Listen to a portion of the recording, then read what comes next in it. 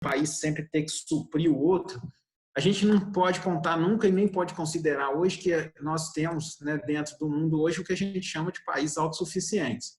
Né? Então, se você fala que existe um país de autossuficiência, você pode até considerar alguns fatores em relação a essa autossuficiência aí quando você pensa em características de geração tecnológica. Né? Então, por exemplo, Japão, Alemanha, Estados Unidos, eles são países que apresentam uma capacidade de produção tecnológica, né? Ou seja, produzem do objeto mais simples até o mais complexo, isso aí sim, por causa da obtenção de mão de obra qualificada, né? Você pensar aí dentro de uma indústria de autotransformação. Agora, da mesma forma, esses características aí de serem altamente industrializados, eles precisam da matéria-prima. Então, aí já cai essa autossuficiência. Né? Você já não fala que eles realmente vivem por conta própria, só eles produzem tudo que eles precisam, eles podem até transformar tudo. Agora, para transformar, eles vão precisar da matéria-prima. Essa questão aí, quando se pensa, né, de não existir país autossuficiente no contexto, né, moderno, cada local, né, o que fala aqui, ó, cada local deve ter suas necessidades supridas pela abundância existente em outros lugares. Então é o seguinte, da mesma forma que eles são autossuficientes, você tem a necessidade da matéria-prima que é abundante em outro lugar. Então, por exemplo, os Estados Unidos, ele compra da gente o minério de ferro porque eles não apresentam uma concentração de minério de ferro. Então, nós especializamos na venda de minério de ferro para que ele produza desde seus carros até as questões, né, aeroespaciais mais modernas, os microchips de computador, ele precisa dessa matéria-prima. Então, com isso, ele vai comprar, né, do Brasil, de outros países vendedores de matéria-prima. Isso aí é interessante porque dentro dessas divisões internacionais, dessa relação hoje que a gente tem né, de trabalho entre os países, o que acontece? Começa a ter uma especialização com um ordenamento espacial. Então, você começa a ver os países que são altamente desenvolvidos, especializados ali nas maquinofaturas, você, né, começa a ver ali áreas que são de grande produção de matéria-prima, você, né, tem também países que são especialistas ali na fase intermediária. Então, é o que ele fala aqui, ó, embaixo, aqui, ó. A divisão espacial, né, ela acaba o quê? Ela acaba, ocorre essa divisão espacial de recursos, faz com que cada região se especialize, tanto na forma produtiva e comercialmente. Então, o que vem a ser isso aqui? O Brasil se especializou muito na questão de produzir minérios e vender esse minério. O Brasil, né, foi evoluindo né, na descoberta de novas jazidas, porque é a característica dele. A evolução no agronegócio, né, ou seja, a produção das commodities agrícolas, isso tudo é uma característica muito importante e que fez do Brasil um ordenamento produtivo e comercial. Agora, sempre que acontecer isso, todo país busca isso aqui, ó, mas rendimento e menor custo. Então, assim como nós buscamos vender mais a matéria-prima e obtê-la no menor custo, os países desenvolvidos também. Então, eles buscam sempre o quê? Uma mão de obra mais barata, né? Eles buscam sempre uma oferta de matéria-prima mais barata. Então, lembrem sempre, tá? Não existe país autossuficiente, não tem como você, né, viver isolado. Tem alguns governos que até falam isso para iludir a própria população. Governos, por exemplo, como o da Coreia do Norte, que é um país isolado, que fala que eles não precisam de ninguém. Agora, isso aí é porque é uma questão de uma população alienada.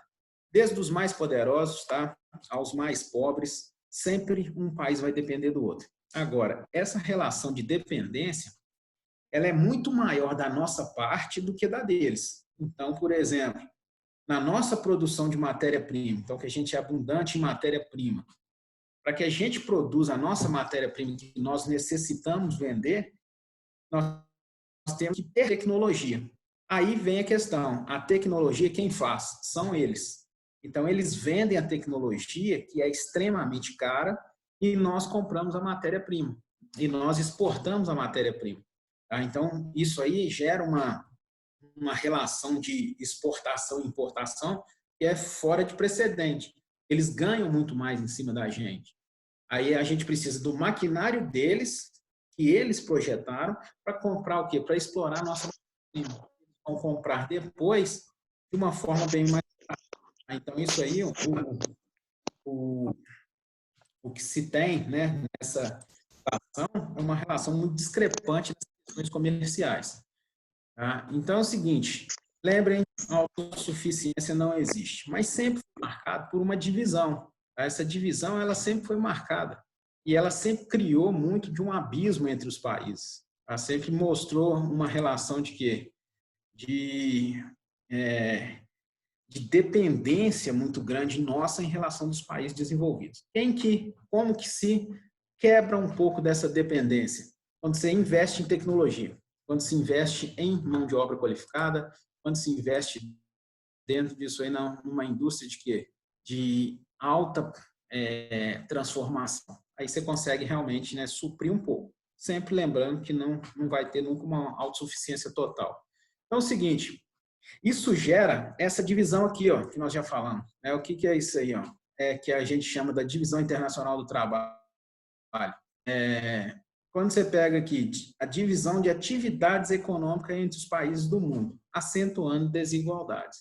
Então, quando você pega essa relação comercial, você tem sempre os mais poderosos, eles vão obter todos os recursos necessários para uma transformação. E não pensem que nós estamos desenvolvendo e crescendo, nós estamos chegando perto deles. Cada vez mais cria-se um abismo, cria-se um obstáculo muito grande entre os desenvolvidos e os em desenvolvimento, ou até mesmo, né, aí principalmente entre os periféricos, que são aqueles países mais pobres. O que é que eu quero que vocês entendam dessa essência? Por que a gente fala disso? É baseado nessa ideia de relação de dependência que vai formar especificamente o título do capítulo de vocês aí do livro 2, que é a questão que relaciona-se ao comércio regionalizado ou multilateral. Dentro dessas relações internacionais de trabalho, dessa divisão, sempre vai se buscar o maior comércio possível. Agora, cada um vai tender para o seu lado, cada um vai querer, né, buscar uma oportunidade melhor e que favoreça ele sempre em relação ao outro. Então, isso aqui, essa divisão, na essência, vocês vão lembrar o seguinte, ela pouco mudou. Evoluiu-se os tempos, evoluiu a história, evoluiu até o processo de desenvolvimento dos países. Agora, a relação de dependência continua. Nós somos muito mais dependentes dos países desenvolvidos do que eles da gente. E isso cresce cada vez mais. Tá? Ou seja, cresce mais essa dependência, cada vez eles ficam mais ricos, cada vez a gente tenta, eles são favorecidos, a gente até ganha também. Só que eles ganham muito mais. Tá? Se a gente ganha X, eles estão ganhando 1000X. Tá? Então, a relação é muito discrepante. Então, se você pensar desde os períodos coloniais até o século XXI, dentro de um sistema capitalista, financeiro, globalizado, né, a essência da DIT, que a gente fala, da Divisão Internacional do Trabalho, é a mesma. Tá? A essência realmente é a mesma. Então, se você pegar quais foram as etapas, né, que você pensa aí dentro da Divisão Internacional, né, do Trabalho. Século XVI, capitalismo comercial, né, início do capitalismo, aquela questão lá, né, o capitalismo começando como um sistema diferenciado, vinha com resquícios lá de um período mais antigo, questão do feudalismo.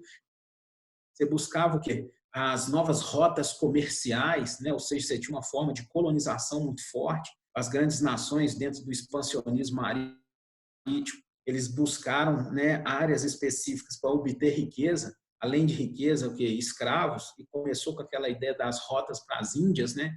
As rotas das Índias, você buscava as especiarias que eram consideradas dentro do mercado comercial, as questões mais valiosas que se tinha. Então, o que você tem que pensar nessa época é o seguinte, a relação entre metrópole, né, e colônia.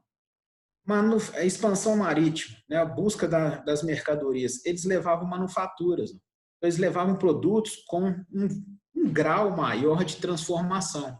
Se você tem um grau maior de transformação, se você já manufaturou, que quer dizer, vem manual, por mais que seja manual, tem um valor maior, porque dá um trabalho maior, tem uma ideia, né, empregada ali, aqui tem um valor maior, né? Essa ideia de manufatura, ela realmente tem um valor muito maior.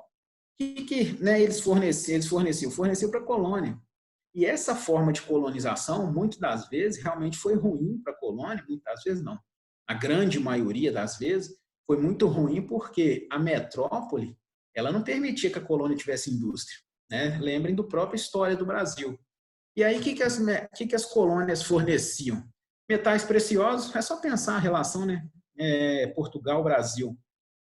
Metais preciosos, né? Ouro aí, prata em algumas regiões, cobre. Especiarias, quando se pensa nas rotas das Índias aí, assim, uma gama muito grande, né? Um leque muito grande de especiarias. Escravos. Transformando no etc., pode transformar tudo aquilo que matéria-prima. Tá? Então, se você pensar aqui, o que a gente vendia, né, era simplesmente matéria-prima e eles produtos transformados. O grau de transformação variava muito da época, né, do nível tecnológico que se tinha na época. Mas qual é a relação que se tem? Qual é a essência disso?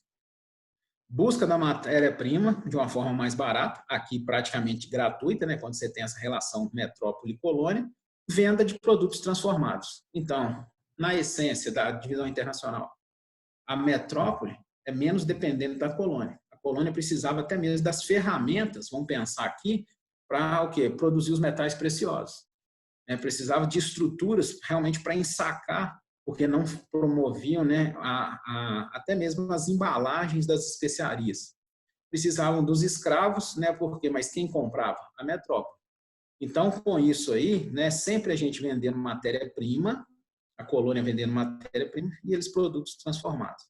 Aí vem a evolução disso aí, tá? Questão cronológica, questão histórica, vai evoluindo, né? E o capitalismo, lembrem sempre que ele evoluiu muito e ele vai sempre sendo mutante, né? E vai sendo né? Passa por um processo evolutivo muito grande. Aí vem a questão seguinte: século XVIII, XIX e XX. Aí vem a transformação do capitalismo. Primeira revolução industrial, logo depois, segunda revolução industrial e até terceira revolução industrial. Então, o capitalismo ele muda de ser um fator comercial e quem manda agora? Quem manda agora é a indústria. Então, a indústria agora tem um poder de transformação. Deixa de ser aquela questão de manufatura e começa a se manufatura. Porque você tem que pensar que na primeira revolução industrial aqui, ó, você tem o quê? A produção das máquinas a vapor. Então, a partir dali, agora você tem o quê? Uma produção em massa, você tem um padrão maior, você consegue ter um volume de produção maior. Você tem uma sociedade que sai do campo e vai para a cidade, esse é o contexto. Aí você tem, por essa produção maior, você gera sim, e por essa população chegando na cidade, você cria um mercado maior. Então, por isso que você tem que produzir mais, e se você vai produzir mais, você tem que buscar matéria-prima de uma forma maior, de uma forma maior, de um número maior de vezes, para que você consiga o quê? Dar vazão a essas. Lembrem também, né, vocês aprendem muito na questão da história, tem sempre aquelas novas leis, né, de acúmulos de capitais, lei da oferta e da procura, tudo isso regendo a forma de produção. Aí vem o contexto aqui, dentro do capitalismo, né, até a Segunda Guerra Mundial. Ele te dá, né, toda uma questão do século XX já.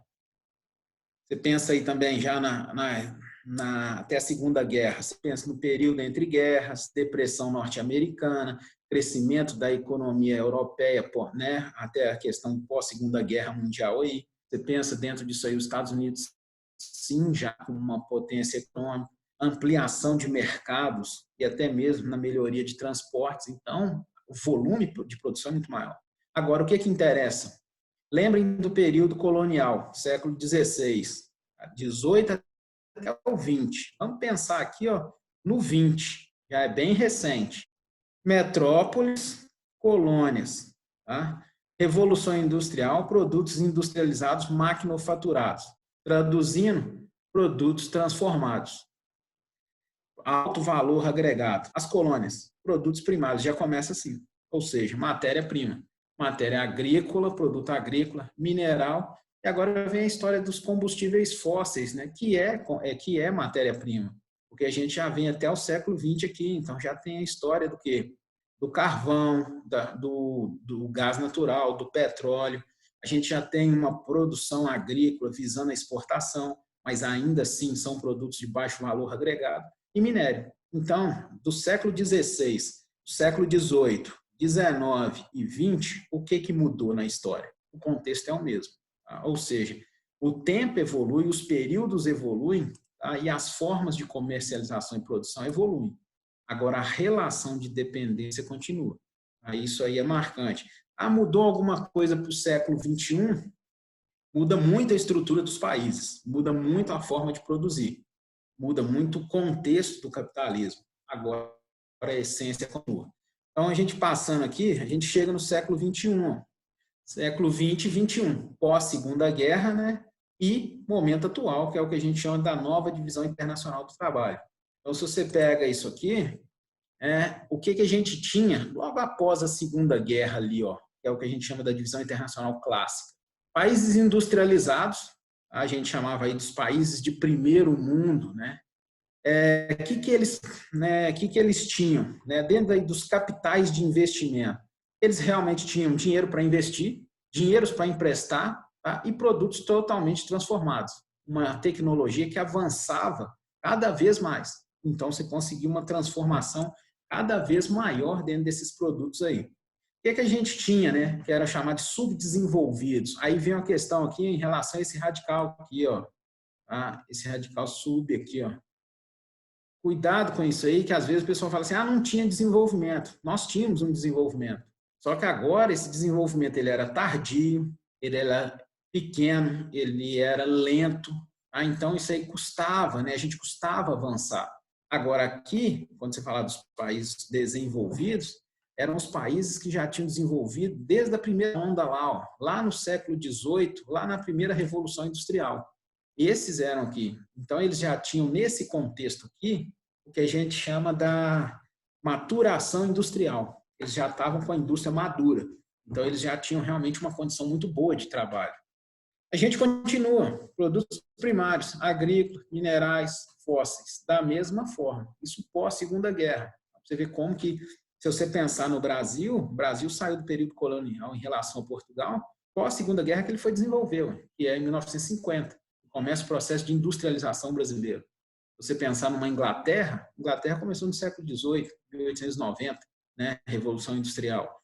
Então, tem um tempo muito, né, muito à frente da gente. Mas a relação, qual a essência do século XVI, do século XVIII, XIX e XX, antes da Segunda Guerra, tá, até o momento do século XX, XXI, pós-Segunda Guerra? Produtos transformados e agente matéria-prima. Então, a essência da divisão internacional continua. A dependência nossa continua. Tá? Eles ganham muito mais? Cada vez mais. E cada vez eles aprimoram isso aqui. Ó. E cada vez eles aprimoram o produto que o produto transformado. Essa parte do produto aqui. Ó. É o produto industrializado. Isso aí vai sempre favorecer o quê? Uma maior agregação de valor. O produto se torna muito mais caro. Isso aí é de extrema relevância aí. Agora é o seguinte, de nova divisão, é atual, tá? É que a gente vive, é o momento agora, ó, século XXI aqui, você pensar 2020. Esses países eles têm até nomes diversificados. Né? Hoje, o que eles preferem falar dentro desses países, vocês já devem ter ouvido aí países em desenvolvimento, países emergentes, né? Países de primeiro mundo, países desenvolvidos. Hoje, na nova divisão, os nomes, tá, são dados essas classificações aqui. Ó. Países desenvolvidos industrializados. Tá? São os países mais ricos que você pensar aí. Então, você tem Estados Unidos, Japão, França, Alemanha, Itália, Inglaterra, Holanda, esses são os países desenvolvidos industrializados. Quando você pensa nos países subdesenvolvidos industrializados, aí entra a gente. Né? Então, nós somos subdesenvolvidos, temos um desenvolvimento tardio, lento, mas dentro disso aí, nós temos uma indústria hoje. Existe uma indústria no nosso país. Tá? Essa indústria ela pode até ter sido considerada uma indústria chamada de indústria de substituição, sim. Mas hoje a gente tem essa indústria. Agora, o que difere isso aqui? Primeiro, a tecnologia é muito superior, os produtos transformados deles. Tá? Agora, quando você fala aqui de produtos industrializados nossos, é de baixa tecnologia. Então, eles são chamados, às vezes, Semi-acabados. Tá? O que são semi-acabados? Por exemplo, o Brasil faz parte de uma peça para uma indústria automobilística.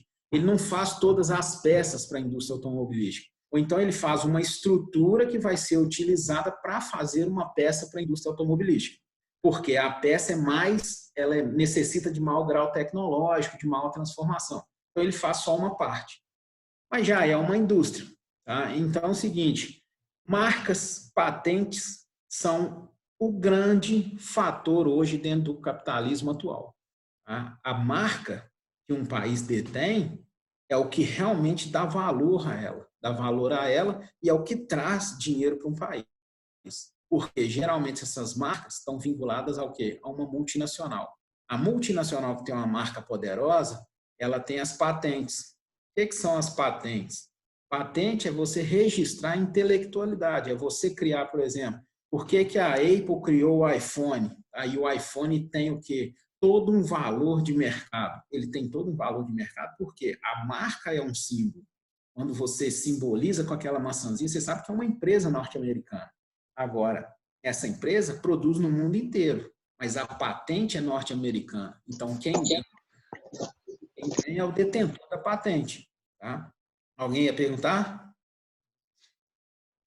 Não, né? Aí o seguinte, então, toda essa questão em relação, né, a esses fatores de marcas e patentes, eles têm uma relação muito forte para as multinacionais. Essas multinacionais é que vão o quê? Trazer, né, principalmente investimentos para os subdesenvolvidos e, ao mesmo tempo, levar lucratividade para os desenvolvidos. Outras questões aí que os países desenvolvidos têm dentro dessa relação da divisão internacional do trabalho. Empréstimos, tá? Eles financiam nossas indústrias, financiam nossos investimentos produtivos e especulativos. Aí vem essa questão nova agora, que é uma questão desse capitalismo atual. Como você tem uma economia globalizada, que aí a gente vai chegar lá nos mercados globalizados, esse capitalismo aqui, ó, esse investimento especulativo, isso é muito ruim.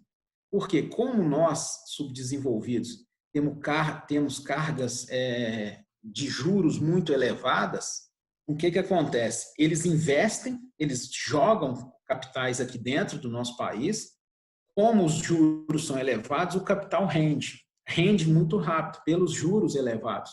Aí logo depois eles tiram esses capitais e voltam, né, esses investimentos e voltam para o país deles, agora de uma forma multiplicada. Então eles ficam cada vez mais ricos aí dentro disso aí. E eles transferem para a gente tecnologia. Tá? A gente não tem, eles vendem para a gente. De que forma? Eles investem aqui, eles trazem indústria para cá buscando a mão de obra mais barata, eles montam aqueles centros chamados centros maquiladores, né? O que são esses centros maquiladores? As indústrias que montam. E a gente começa a ter contato com essas tecnologias. Mas quem produz a tecnologia são eles. A gente acaba montando. Tá? E a gente, nesse contexto, tem uma indústria, mas continua aqui, ó, produtos primários, produtos de baixa tecnologia. Mão de obra nossa é barata e os capitais que a gente ganha dinheiro. Juros, porque o dinheiro rende aqui, quando entra, acaba que eles ganham muito, mas a gente ganha um pouquinho também. A gente ganha muito com isso aqui, ó.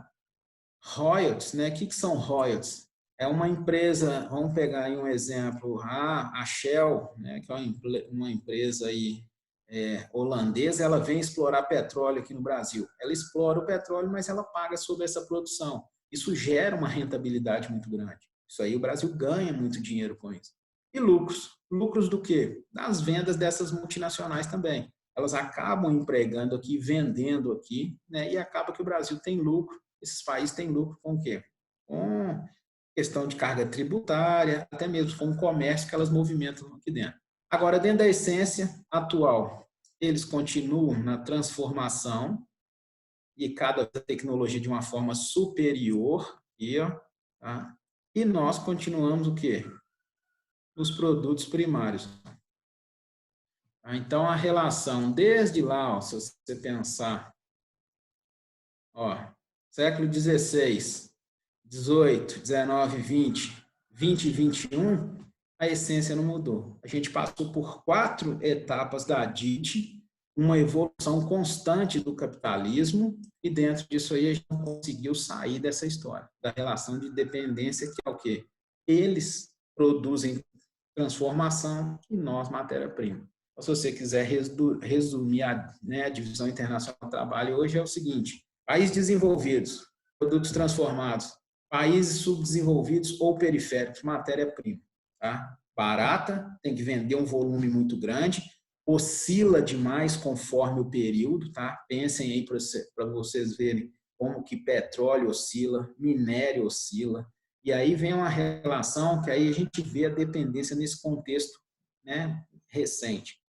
Se a economia deles estiverem ruim, a nossa está pior. Porque o que acontece? Se eles pararem de produzir, a nossa indústria não vende matéria-prima. Matéria-prima, ela tem preço já baixo. Se você está produzindo e você produz em alto volume matéria-prima, se você gerar um alto estoque, é só vocês lembrarem da lei da oferta e da procura. Ou seja, um volume maior, o preço vai lá embaixo. Aí a gente perde mais. Então, quando a gente fala muito e vê muita gente fala, eu não tenho nada a ver com a economia americana, não tem nada a ver com a economia europeia, nós temos tudo a ver. Porque se eles param de produzir, nós que vamos sofrer. Nós vamos sofrer muito porque a gente vai acumular o quê? Matéria-prima. E a gente vai deixar de vender. A gente tem que torcer sempre que eles estejam produzindo muito, para que a gente venda muito. É óbvio que vai ter sempre uma discussão, uma briga marcante entre eles com a gente. Mas dentro disso aí a relação é muito, a dependência é muito grande. E esse abismo aqui, ó, ele é muito grande, tá? Essa separação aqui. Ó. E sempre foi. E ela tende só a aumentar. Tende a só aumentar porque eles cada vez estão mais ricos. Mas a gente acaba não tendo lucro? A gente tem lucro também. Só que você tem que pensar que a relação é fora de proporção. Enquanto uma tonelada de matéria exportada do Brasil para os Estados Unidos fica em torno de $80, $100 no máximo, o volume de tonelada exportada, o volume de tonelada importada dos Estados Unidos para a gente fica em torno de o quê? $220 mil. Tá? A gente vende minério, vende café, né? Vende soja. Eles vendem para a gente o quê? Equipamentos de avião, equipamentos médicos, indústria automobilística, informática, indústria de quê? Matheus. Indústria química e tudo. Oi. O que é comércio multilateral mesmo? É que você estava comentando sobre comércio internacional e aí comentou sobre comércio multilateral. Comércio multilateral é você negociar com todo mundo. Você negocia com um monte de país, tá? Isso que é comércio multilateral. Obrigada. Agora a gente vai chegar lá nele também. Agora, dentro dessa questão da evolução da Addition, a gente tem momentos que são marcantes e tiveram que reestruturar todo o processo de comercializar para que a gente entre nessa história aí de comércio regionalizado e comércio multilateral. Então, por exemplo, né, um dos períodos marcantes dentro desse contexto mundial aí é que tem toda a evolução, né, do comércio foi crescendo, a variedade, a transformação, a relação da divisão internacional do trabalho, só que o mundo passou por momentos que são momentos problemáticos. Então, se você pensar, Primeira Guerra, depois vem, né, crise de 29, 10 anos da depressão norte-americana, Segunda Guerra, e nesse contexto desse período entre guerras, o que aconteceu? Toda essa ideia de relação de produção, do transformado para matéria-prima, da compra da matéria-prima, da compra do transformado, da relação do que a gente chama do superávit, das balanças, ou seja, você exportar mais do que importar, isso caiu demais. O que os países começaram a ver? Como tinha uma instabilidade muito grande, né, dentro desse período, eles começaram a produzir para eles. Eles se fecharam. Eles pensavam o seguinte, vamos produzir para a gente, vamos pensar no nosso mercado e não vamos pensar nos outros, não. Só que não foi um só que pensou. Todo mundo pensou dessa forma. E no momento que todo mundo pensou dessa forma, a economia caiu de 35% a 40%. Ou seja, todo o volume de produção mundial ela caiu mais de 30%. Aí eles assustaram. Tá? Quando eles assustaram, o que toda essa questão de produção tinha que ser reestruturada. tá? Ou seja, ela tinha que ser reestruturada. Agora, para reestruturar, você tinha que pensar na economia de cada país, num fator de desenvolvimento para esses países, né, num agente que iria promover esse desenvolvimento e uma outra estrutura que iria pensar no comércio. E aí é onde que a gente quer chegar. Mas para que a gente chegue na Organização Mundial do Comércio, a gente tem que voltar no primeiro momento aí. E aí ocorreu em Bretton Woods, né, a conferência que promoveu, por exemplo, por que o dólar é considerado a moeda internacional. Foi quando os Estados Unidos impôs ao mundo que tinha que realmente ter uma moeda de negociação internacional e que essa moeda ela deveria ser realmente, né, imposta para todo o comércio mundial. Hoje já surgem inúmeras discussões se isso é verdade ou não, só que a força da economia e da política americana ainda é muito forte. Agora, o resultado de Bretton Woods é interessante aqui para vocês. Isso aí vocês veem na história, mas aqui na geografia a gente precisa do resultado dele. Depois de um acordo que realmente foi muito discutido, com a participação de um conjunto muito grande de nações, chega a isso aqui, ó. O que foi criado, né, dentro dessa história de Bretton Woods? Primeiro, foi criado o Banco Mundial de Desenvolvimento, foi criado o Fundo Monetário Internacional no primeiro momento aí. Então, esses dois foram criados naquele momento ali, por quê? Como a economia tinha caído muito, precisava de um banco, um agente financiador. O banco ia financiar isso aí. Agora, que banco era esse? Era um banco em que todas as nações pertencentes ao acordo iriam depositar dinheiro. E todo mundo poderia usufruir desde que tivesse, né, positivo lá dentro do banco. Então, todo mundo, né, que era pertencente, o próprio Brasil pertenceu a isso aí, eles depositavam. O Fundo Monetário, que é o FMI, né, o tão famoso FMI, ele era o órgão técnico. Geralmente o pessoal confunde muito, pensando assim, o FMI é o que empresta dinheiro. Na verdade, o FMI ele não empresta dinheiro. Quem empresta dinheiro são credores, bancos particulares e o Banco Mundial, que tem a função de banco. Na verdade, se falar que banco empresta dinheiro é mentira. Banco, a função de um banco é vender dinheiro. Agora é o seguinte, quando você pega aí a função, né, o FMI, o que acontece? Ele é um órgão técnico. Então, ele avalia como está a estrutura econômica de um país. Agora, tanto que ele é formado só por profissionais técnicos. Dentro disso aí, primeiro que toda medida do FMI, ela tem esse caráter aqui, ó. Ela é antipopular. Tá? Porque o FMI, quando ele vem a um país para promover o que a gente chama de medidas de austeridade econômica, ele fala muito, você tem que cortar gasto, você tem que cortar salário. O Brasil vive sobre ações do FMI atualmente. Tá? Você tem que reformar a dívida interna, você não pode gastar muito com funcionário, você não pode contratar muito funcionário, você tem que reduzir, né? Ou seja, o presidente atual do Brasil fala muito aquilo, ou é menos direito, mais emprego. Né? Então, as medidas são antipopulares. Agora, ele está fazendo medidas que são medidas técnicas, para que o país faça um saneamento econômico, para que ele possa voltar a crescer. Essas medidas realmente são muito duras. É o seguinte, uma das características marcantes que o FMI preza, mas aí já é uma associação muito grande com o novo capitalismo, né, que como é que chama o novo capitalismo? Não é o neoliberal, né, que é a evolução do capitalismo industrial. Hoje a gente tem o capitalismo financeiro, né, neoliberal. Quando você pensa aí nessa história do capitalismo, ele tem esse aqui, corte em orçamento de política de caráter social. Movimentos sociais, ajudas sociais, isso tem que ser cortado. Você tem que pensar na forma de produção, aqui, favorecer as multinacionais. Tem que favorecer quem vai produzir e vender, que vai trazer dinheiro. Eles até alegam o seguinte, você considerando as multinacionais, logo depois melhora os salários e aí pode ter investimento no social. Só que isso demanda tempo. Então, o FMI é um órgão extremamente técnico. Deixa eu só ver uma pergunta aqui no chat. Ele fala, você acha que o Nióbio realmente é tudo isso que o Bolsonaro alega para poder contribuir demais para a balança comercial? Não é nada disso, tá? Não presta para nada, porque até mesmo o Brasil não sabe vender e não está vendendo. Tá? Então, isso aí é a questão seguinte. Se fosse a salvação do Brasil nióbio, é só entregar. Você vê que Minas detém 90% da produção de nióbio do mundo, tá? E o governo mineiro não está conseguindo pagar nem salário. Se fosse isso entregar, é só entregar o nióbio para o mundo. Agora, o nióbio brasileiro é dominado por uma família só. Isso aí já é mais problema ainda. Não é essa solução, não. Não é um fator que vai melhorar um país. Nenhum país que se acredita que é uma coisa que é salvadora não vai para frente de forma nenhuma. Nióbio, muito menos, que é da mesma forma. Volta lá na divisão internacional do trabalho. Nióbio é o quê? Nióbio é matéria-prima. Se é matéria-prima, não vale pouca coisa. Matheus.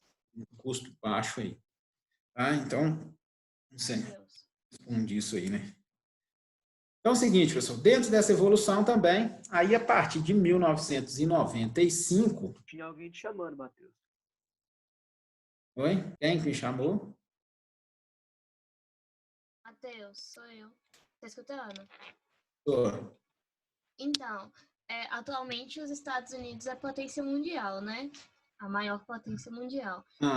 E aí tem o risco do Japão um dia passar, né? Eu não sei se já passou, porque a economia do Japão o PIB do Japão estava crescendo bastante.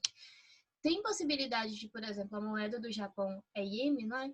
Virar moeda... ser trocado pelo dólar, porque hoje em dia o dólar ganha em todos os lugares, né? Não, peraí. Na verdade, tem que esclarecer muita coisa.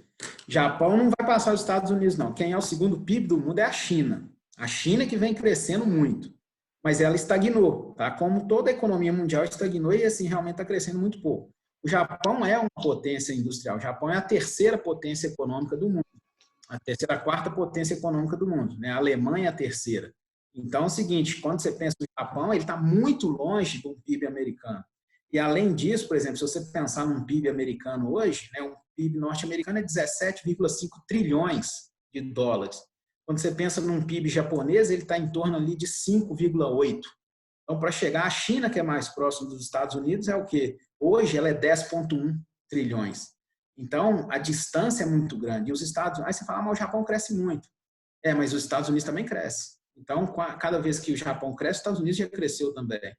Eles estão crescendo pouco, né? Mas os Estados Unidos continuam crescendo. E a distância que ele tem é muito grande. Agora, a China, ela cresceu durante 30 anos seguidos a mais de 10%. Gerou até uma dúvida no mundo se esse crescimento era real. Se você não ia criar a mesma história de 1929, uma crise de superprodução. E aí que os produtos iam lá embaixo. E o grande problema da moeda que você perguntou, o Japão, ele é um país que ele é chamado de global trade, é um país que é extremamente respeitado, mas ele é um país bem safado quando se fala nas relações comerciais. Porque ele critica muito a China, mas ele faz a mesma coisa que a China, que é o quê? Subvalorizar a moeda dele. Durante um tempo, o real foi mais valioso do que o iene. Agora, será que a economia brasileira é igual à economia japonesa? Será que a estrutura do iene é a mesma de um real? Agora, por quê? O Japão joga a moeda dele por força de lei lá embaixo e deixa ela subvalorizada. Ficando subvalorizada, o que acontece? O japonês produz em iene, mas ele exporta em dólar. Então, como a moeda dele é mais barata, ele ganha muito mais. A China só é essa potência por causa disso. Ela produz em yuan, que é a moeda dela, mas exporta em dólar. Então, ela acaba ganhando dinheiro demais. Por isso que o dólar ainda favorece muito. A moeda que pode ser ameaça para o dólar é o euro. O euro é uma ameaça para o dólar. Tanto que uma das questões que até é interessante na geopolítica mundial é por que os Estados Unidos invadiu o Iraque na segunda vez que foi em 2003, com aquela história que Saddam Hussein tinha armas de destruição em massa, mas a história não era essa. E por que os Estados Unidos também querem acabar com o Irã?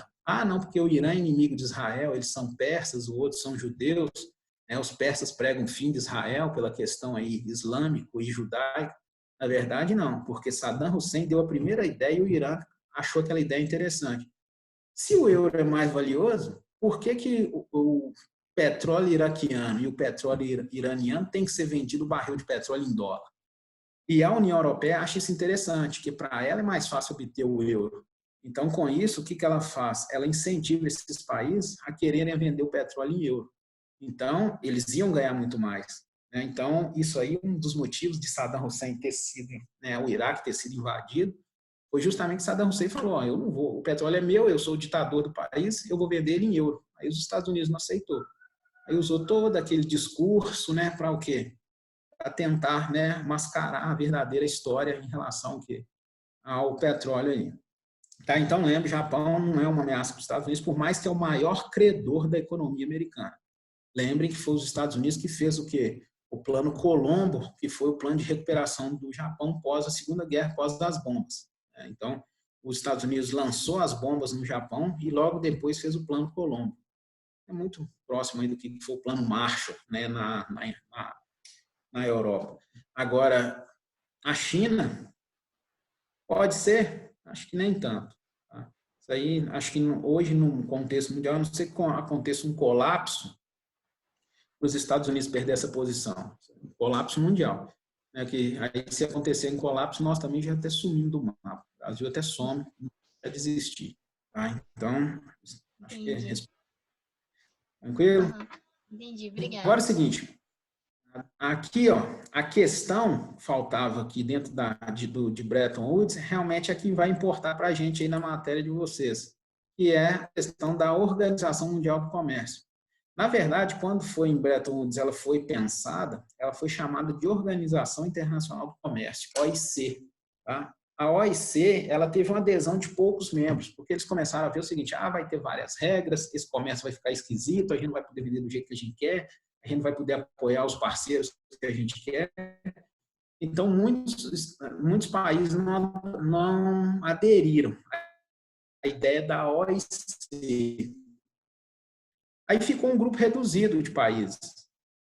Os americanos também, a ideia foi melhorando, as relações entre os países foram melhorando, passou período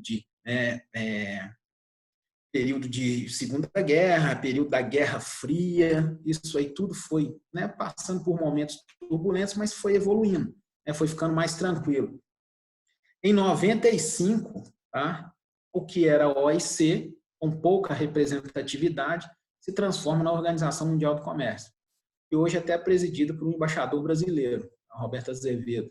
Isso aí, a OMC tem das missões mais duras que se tem no mundo, que é promover um comércio leal e justo, tentando ver o lado de um G7 da vida com o restante do mundo. Tentar colocar na cabeça de um G7 que eles têm que comprar matéria-prima num preço justo e que a gente tem que vender ela num preço justo. A gente quer ganhar, eles querem cada vez menos, né? Que o preço seja menos. Então, o que o G7 quer não é o que o restante do mundo quer. Né? Eles querem sempre ganhar mais. A gente quer ganhar também. Mas como que a gente bate de frente com a história de um G7, com um grupo dos 7 países mais ricos? Aí, promover sempre um comércio que seja leal, seja justo, sem protecionismo. Todo país é protecionista. Então, por isso que a função da OMC ela não é nada fácil.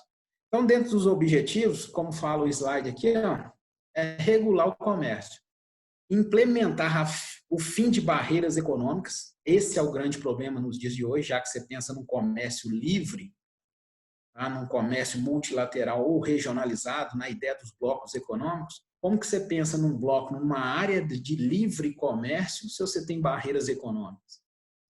Você tem que evitar as barreiras, né, chamadas de barreiras sanitárias, barreiras não sanitárias, barreiras alfandegárias, barreiras tarifárias, né, chamadas de barreiras de impostos, dar garantias para a livre circulação de mercadorias, capitais e bens de serviço. É das coisas mais complexas, porque cada país vai pensar em você, né? Cada país vai pensar na indústria dele. Não vai ficar pensando, eu tenho que perder porque eu tenho que ajudar o Brasil. Né? Eu tenho que perder porque o país, né, da África ele está precisando de mais ajuda. Quanto mais ganhar, a ideia é essa. A gente vive dentro de um capitalismo. Quanto mais ganhar, melhor. Tá? Essa é a forma que os países pensam. E o seguinte, tem uma das resoluções da OMC que fala não preferir sua mercadoria em detrimento da estrangeira. É óbvio que um país vai preferir sua mercadoria, né, em relação a uma estrangeira. Então, com isso, se você tem uma mercadoria de qualidade, você vai prezar. Então, por exemplo, é óbvio que o americano vai preferir um equipamento da indústria eletrônica norte-americana do que uma da sul-coreana. Então, ele vai sempre dar preferência àquele produto, né, norte-americano. Então, o que acontece? A OMC ela é vinculada sobre colegiados. Tá? Ela tem vários colegiados e esses colegiados promovem algumas reuniões que são chamadas rodadas. Você teve algumas rodadas, como a rodada do desenvolvimento, a rodada do milênio, né? Uma foi em Seattle e a outra em Doha, no Catar. O que preza hoje pelos conceitos da OMC e pelos princípios da OMC é a rodada de Doha. Foi até onde que, né, o BRICS aparece como maior força. Agora, essa questão aí dos princípios da OMC, o que a gente pensa, voltando, o que a gente fala-se desse princípio? Primeiro, são quatro princípios básicos. Promover um comércio leal e justo. Já é difícil. Então, é o primeiro princípio. Segundo, não discriminar nenhum membro da OMC. Então, você não pode ser discriminado. Por exemplo, tal país eu não tenho uma relação política, não tenho um alinhamento político, então eu não vou comprar dele, né, não vou vender para ele. Então, você não pode discriminar nenhum membro da OMC. O terceiro princípio é você não cotizar produtos dos países membros. Então é o seguinte, você não pode virar e falar assim, do Brasil eu só vou comprar o agronegócio, da Austrália eu só vou comprar o minério, de tal país eu só compro a parte de eletrônico, né, e mesmo assim uma parte restrita. Você está cotizando. Né? Ou então virar também e falar o seguinte, eu só vou comprar, se eu preciso de 1 milhão de toneladas, né, vamos supor que o Brasil ainda tem 10 milhões de toneladas. Mas aí eu viro e falo assim, não, só vou comprar de você 100 mil toneladas. Você está cotizando também. E aí, com isso, né, você não está promovendo o comércio leal e justo. Se você precisa de 1 milhão de toneladas, o Brasil te oferece 1 milhão de toneladas num preço justo, e você compra esse 1 milhão de toneladas dele. Então, para você cotizar, para você não discriminar esse país também. E o quarto princípio, que acho que é o mais problemático, é isso que eu comentei com vocês. Não dar preferência ao seu produto em detrimento do estrangeiro, ou seja, permitir que o estrangeiro entre no seu país. Isso aí realmente que ele seja vendido com um preço interessante. Aí vem o problema das barreiras. Então, por exemplo, tem vários exemplos de disputas comerciais, porque a OMC ela tem um poder que é um poder de tribunal também. Ela pode julgar os países e condenar os países quando é comprovado que um país prejudicou o comércio com outro e algum país saiu lesado. Então, por exemplo, né, teve um exemplo marcante na época do presidente Obama, quando o Brasil foi lesado na exportação do aço. Acho que até já comentei isso aí com vocês. O aço brasileiro é um aço de excelente qualidade, tá? Um aço que assim extremamente barato, mas considerado os melhores aços do mundo. Porque a nossa mão de obra é barata, o nosso funcionário é barato, a gente tem matéria-prima em abundância, tem uma tecnologia siderúrgica que nós conquistamos de uma indústria de base, e aí o Brasil consegue exportar isso de uma forma muito barata. Só que os Estados Unidos têm uma indústria de aço muito boa. Não é tão boa que nem a brasileira, mas é uma indústria grande, uma indústria poderosa, emprega muita gente, tem um lobby muito grande dentro do governo, e isso aí, lobby é financiamento, tá, do governo. Então, quando você pega a indústria americana, ela produz um aço de boa qualidade, num preço mais alto. Por que mais alto? O funcionário americano é mais alto, a hora trabalhada dele é mais alta, a mão de obra dele é muito mais cara. Então, o aço fica mais caro no processo final. Aí o Brasil começou a exportar aço, porque os empresários que necessitavam de muito aço nos Estados Unidos viam o seguinte, eu compro o melhor aço por um preço mais barato, chega nos Estados Unidos mais barato do que o meu produzido aqui. O que os Estados Unidos fez? Impôs uma barreira econômica, né? Ou seja, se o aço do Brasil chegava a $100 a tonelada, os Estados Unidos embutiu nele, na entrada dele nos Estados Unidos, um imposto de 480%. Então, né, o aço que era 100 foi para o quê? Lá para $500 a tonelada. Enquanto o aço americano, que era mais caro, ficava em torno ali de $190, $200. É óbvio que o empresário americano que necessitava de aço para algum produto, ele ia comprar um aço de boa qualidade e que era $200, e ia atender as necessidades dele. O Brasil saiu lesado. Como foi uma barreira, né, tarifária que foi imposta, é mais fácil da OMC identificar. Ela viu, o Brasil entrou com processo na OMC, os Estados Unidos foi punido, foi julgado, punido e condenado. Qual é a forma de condenação que se dá na OMC?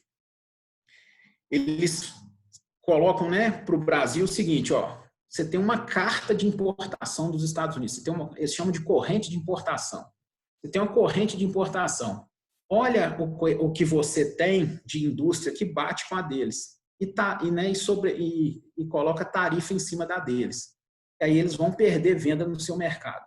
Qual é o grande problema? Quando a gente faz isso com um país menor, a gente consegue bater neles. Agora, com os Estados Unidos, na hora que a gente vai ver o que a gente importa deles, remédio, equipamento químico. É o que os americanos falam assim, então coloca tarifa que vocês não produzem remédio, você reproduz. Então é o seguinte, isso aí acaba que o Brasil foi, né, teve uma discussão, levou isso aí, os Estados Unidos reconheceu, mas também porque era muito do presidente Obama. Ele reconheceu e acabou que depositando no Banco Mundial o valor referente, eram cerca de 5 bilhões e 700 milhões de dólares de impostos que o Brasil perdeu. E aí o Brasil ficou ressarcido. Mas isso era ele. Tá? Ninguém faz isso. Ele fez isso uma vez, assim como no algodão ele não fez. Aqui foi outro prejuízo que o Brasil tomou em relação aos Estados Unidos. Então, protecionismo é problema. Quando se tem barreira tarifária, é interessante. É fácil de se pegar, então é fácil de se punir. O Brasil é o país que mais tem processos na OMC contra as grandes nações, mas também é o país que mais tem processos contra ele também. O Brasil conseguiu processar todos os países do G7, mas também tomou processo de todos os 7. Então, isso aqui é uma questão que o Brasil é muito fechado também. O problema é que, quando impõe barreiras não tarifárias, e aí é problema, porque você não identifica, o negócio é extremamente problemático, você não consegue, né, uma garantia que aquilo ali está sendo uma barreira, você não consegue uma prova. Às vezes eles alegam assim, não, eu estou prezando pelo controle de qualidade. Quem faz isso muito? A União Europeia. A União Europeia ela faz isso muito. Então, por exemplo, teve um problema com a carne brasileira para ser vendida para a União Europeia, que eles imporam primeiro o seguinte, você tem que rastrear o boi. Desde a fecundação lá na vaca, eu tenho que saber a concentração de remédio que foi tomado, as vacinas que foram dadas, se teve alguma doença nesse contexto, nasceu o bezerro. Para o bezerro tem que saber a quantidade de remédio, se ele teve alguma doença, né, você tem que monitorar isso tudo. Tanto que o Brasil criou, e o Brasil fez, né, a pedido da União Europeia. Mas reduzindo, se você tinha 10 mil fazendas que vendiam, você tem que cair para 500. Então era uma forma de barreira. Aí o Brasil requisitou um processo, só que nunca foi provado. O que a União Europeia faz? Não, eu estou mantendo um controle de qualidade. Eu não quero, por exemplo, uma carne que recebe uma concentração muito grande de antibiótico. Né? Eu não quero, eu tenho essa taxa X de antibiótico. Aí o Brasil não consegue provar, porque fica nessa questão de qualidade. Mesmo assim, o Brasil foi evoluindo e foi conseguindo aumentar. Com as disputas comerciais, já chegou um nível, acho que isso aí talvez já até comentei com vocês também, já chegou um nível tão severo da União Europeia que eles estavam cobrando dos fazendeiros para vender carne para a União Europeia se o filho do vaqueiro estava em progressão escolar no sistema escolar brasileiro. Porque se o menino ficasse reprovado, eles não compravam carne do Brasil. Aí você fala, não, estou prezando pelo desenvolvimento social brasileiro. Era uma forma, né, de imposição, é uma forma de, não, eu tenho um controle que é fortíssimo. Então, não é uma barreira, mas é um controle muito forte. Por exemplo, quando eles pegam, né, frutas brasileiras, eles querem colocar uma tributação, não dá. Mas eles podem virar e falar assim, eu não aceito o valor maior do que X de agrotóxico. Só que eles não pensam que a gente mora num país tropical. E fungo, bactéria, né, inseto é o que mais tem, por questões biológicas. Então, eles acabam não pensando nisso e eles querem um nível menor de insumo que se tem. Então, são essas formas aí, tá? Assim como subsídios. Os subsídios, né, eles são extremamente problemáticos e quem tem muito dinheiro vai subsidiar. O Brasil subsidia, mas só quando você pensa num subsídio é extremamente problemático, né, quando você fala em relação a um país desenvolvido. Então, quando fala aqui, protecionismo na OMC, toda medida tomada para favorecer as atividades comerciais de um país, reduzindo ou dificultando ao máximo a importação de produtos e a concorrência estrangeira. Todos esses exemplos que eu citei para vocês. Tá? Ao contrário ao protecionismo, é o livre comércio, que é o que o mundo quer, mas não é o que o mundo pratica. O mundo fala isso aqui tudo. Agora, os americanos querem. Vamos fazer uma área de livre comércio. eu te forneço. Olha a ideia que eles têm, a gente vai chegar lá na ALCA, né? Falar especificamente da ALCA. Eles querem uma área de livre comércio das Américas. Aí, quando eles chegam no Brasil, o Brasil que trava a criação da ALCA, ele vira e fala o seguinte, ó, nós vamos poder comprar, né, o iPhone com o preço dos americanos. Vai quebrar a nossa indústria. Lá é mais barato, porque a carga tributária é mais barata. Nossa, você vai poder ter acesso aos automóveis americanos com o preço de lá, muito mais barato. A carga tributária aqui é gigante. Vai quebrar a nossa indústria automobilística. Aí, quando a gente vira e fala assim, então, beleza, vamos pensar que nós vamos quebrar duas indústrias nossas, dois setores. Mas nós temos coisa boa, que a gente pode entrar lá. Um é o aço. Aí ele fala assim, não, mas se vocês entrarem aqui, vocês vão quebrar a minha indústria do aço. Então, a gente não pode fazer isso, não. Se vocês entrarem aqui com a indústria do etanol, com cana-de-açúcar, vocês vão quebrar a minha indústria do etanol, que é feita de milho. Aí eu não posso, porque eu emprego muita gente. Então, é o seguinte, a gente tem que ter uma abertura total. Eles já não aceitam tanto, mas eles impõem. Tá? Então, é o seguinte, todas essas formas aqui, ó, que estão aqui embaixo aqui no slide, são as formas que têm de restringir o livre comércio. Tá? Tarifas aduaneiras, que é essa que eu falei com vocês do aço. Você impõe o imposto. Restrições sanitárias, essas são problemas. É igual eu falei com vocês da questão do remédio no gado, da concentração de agrotóxicos. Tá? Subsídios agrícolas. O que é esse subsídio agrícola? Os Estados Unidos, por exemplo, ele pega um pequeno agricultor, porque lá só tem pequeno e médio agricultor. Ele chega para o... Matheus. Oi. Repete de novo o que é tarifa aduaneira? Aduaneira é a mesma tarifa... Você impõe impostos. A aduana é a fronteira fiscal dos países. Então, quando você fala aduaneira, é quando uma mercadoria vai entrar no país, você embute um imposto sobre ela. Tá? Isso que é a aduana, que é a fronteira fiscal do país. Tranquilo? Tranquilo. Agora você pega, por exemplo, subsídio agrícola. Essa é outra praga também que tem no mundo. Porque é o seguinte, os americanos, quando chegam lá nos pequenos e médios, eles viram lá para o pequeno e falam assim, você produz milho, beleza. Vai produzir quanto? Aí o cara, né, fala assim, não, mas eu preciso de tecnologia. Aí o governo vira e fala, não, você pode adquirir essa tecnologia que o governo vai subsidiar para você. Então, o governo paga parte disso aí. O governo financia ele de uma forma muito tranquila para ele trabalhar.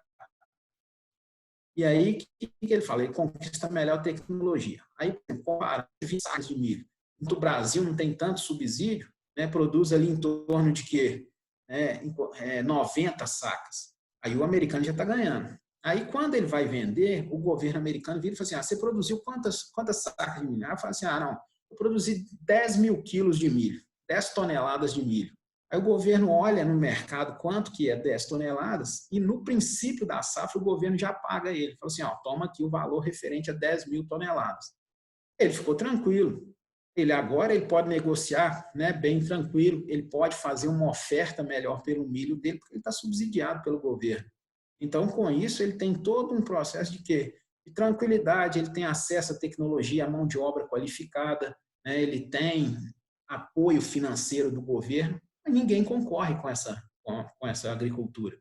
Por que os americanos têm a maior agricultura do mundo? Porque ninguém consegue chegar perto deles. Ou seja, o Brasil é considerado um dos maiores também, né? Na verdade, é o terceiro maior produtor agrícola do mundo, mas olha a safra brasileira, fica em 210 milhões de toneladas, os americanos já estão em 650 milhões de toneladas, extremamente diversificado. O americano agora está plantando cana-de-açúcar, que é uma planta tropical. Então, isso aí é problema, porque o pequeno está sendo subsidiado. A gente não consegue subsidiar a agricultura inteira. Qual a única agricultura que o Brasil subsidia? O agronegócio. O pequeno produtor no Brasil está fodido. É o termo certo que a gente tem que usar. Agora, o grande está subsidiado. Mas só que você tem que ter uma relação, isso nós vamos ver lá na agricultura, o agronegócio, 40% de tudo que ele produz, ele precisa dos pequenos. E os pequenos estão enforcados naqueles programas, né? Pronaf, né? No Banco do Brasil, esse negócio todo ferrado lá.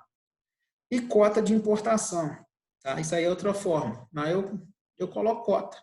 Eu não vou importar tudo de você, eu vou importar só parte, ou determinados produtos. Não é tudo que eu vou importar. Isso também é uma forma de não promover um comércio leal e justo. É uma forma de proteger, por exemplo.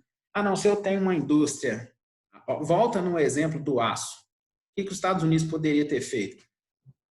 Eu tenho a indústria do aço boa, só que do Brasil é melhor. Então, eu preciso, no ano, vamos supor, para o comércio mundial, o comércio norte-americano de aço, para infraestrutura, eu preciso de 100 milhões de toneladas. A indústria americana produz. Só que aí, para não entrar nessa questão de ser punido, o que ele faz? Ele fala, do Brasil só come 2 milhões de toneladas. O que é 2 milhões de toneladas no meio de 100 milhões? Então, o Brasil fica prejudicado. Isso aí é o que a gente chama de cota de importação. Essas são as formas que se tem de impor barreiras. Quando se pensa naquela ideia de bloco, que na verdade é a parte da matéria de vocês, pensa-se sempre numa ideia de livre comércio. Vamos propor um livre comércio, vamos propor um fluxo de capitais, fluxo de mercadoria cada vez maior, buscando novos mercados, essa história toda. Agora, na prática, funciona totalmente diferente. Funciona realmente, todo mundo é protegido, todo mundo protege, ninguém é bobo nessa história. Então, você pega, por exemplo, o Brasil é considerado um dos países mais protecionistas do mundo. Por isso que o Brasil não é visto. Só que o Brasil consegue extrapolar no protecionismo. Então, com isso, ele acaba perdendo muito. Se você pensar, ele está deixando e os vizinhos deles também se tornarem, economicamente até mais viáveis do que ele.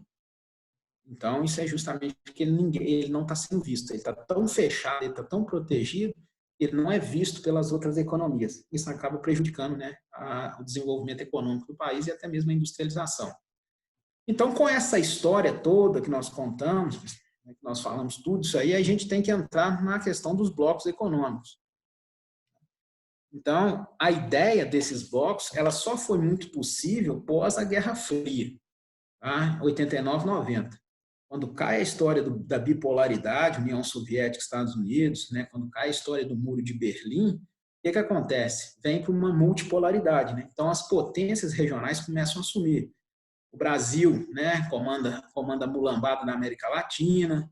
Então, você começa a ver o que os Estados Unidos é a hegemonia do mundo. Você pega ali, por exemplo, a África do Sul comanda a turma lá da África, a Arábia Saudita no Oriente Médio, a Austrália assume a Oceania, Sudeste Asiático ali começa uma rivalidade muito grande entre China e Índia, o Japão fica isolado porque ele é chamado de Extremo Oriente, a Rússia no leste europeu comanda, e a Alemanha ela disputa ali, sempre ela sendo a mais poderosa, mas ela disputa com a Inglaterra, ela disputa com a França, as lideranças dentro do bloco europeu. Agora é o seguinte, isso aí, o que eles começaram a ver? Que agora dava para eles colocarem em prática uma ideia que era muito antiga. A ideia vem antes da Primeira Guerra, se você pensar. Um dos primeiros acordos de blocos foi o acordo que a gente chama do SECA, que é o Acordo do Carvão e do Aço, que foi promovido por quem? Por Luxemburgo, Liechtenstein, Alemanha, França e Itália. Que era o seguinte, Luxemburgo, Liechtenstein e Alemanha produziam muito carvão. A França tinha uma siderurgia poderosíssima, e a Itália também. Então, como a Alemanha precisava crescer na infraestrutura, ela fornecia o carvão e a França e a Itália forneciam o quê? O aço que ela necessitava para construir as suas infraestruturas. Deu certo no primeiro momento? Deu. Depois veio a história das guerras. E aí esse negócio ficou meio morto.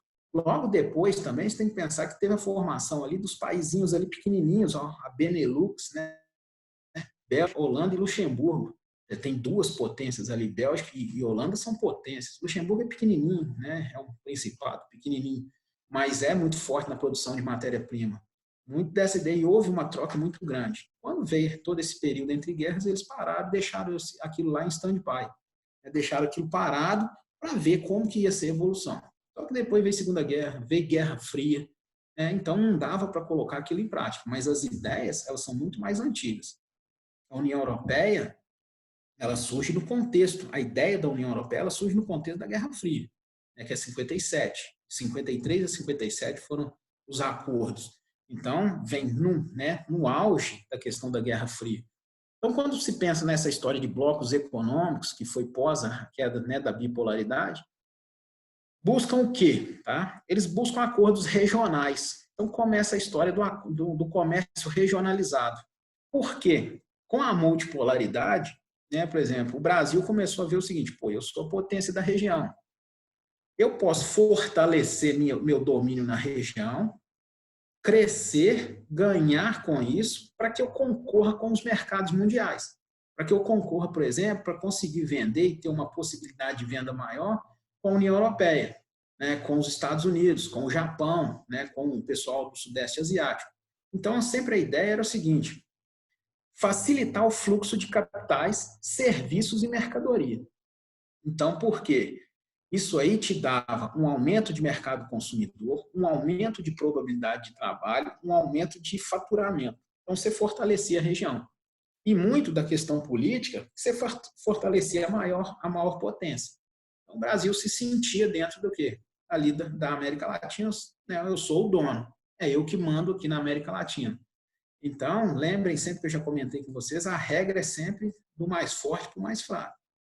Se a gente apanha dos Estados Unidos, é óbvio que a gente tem que bater em alguém. A gente vai bater nos ferrados do lado da gente, né? Ou seja, a gente vai bater no Chile, na Argentina, porque é quem aguenta.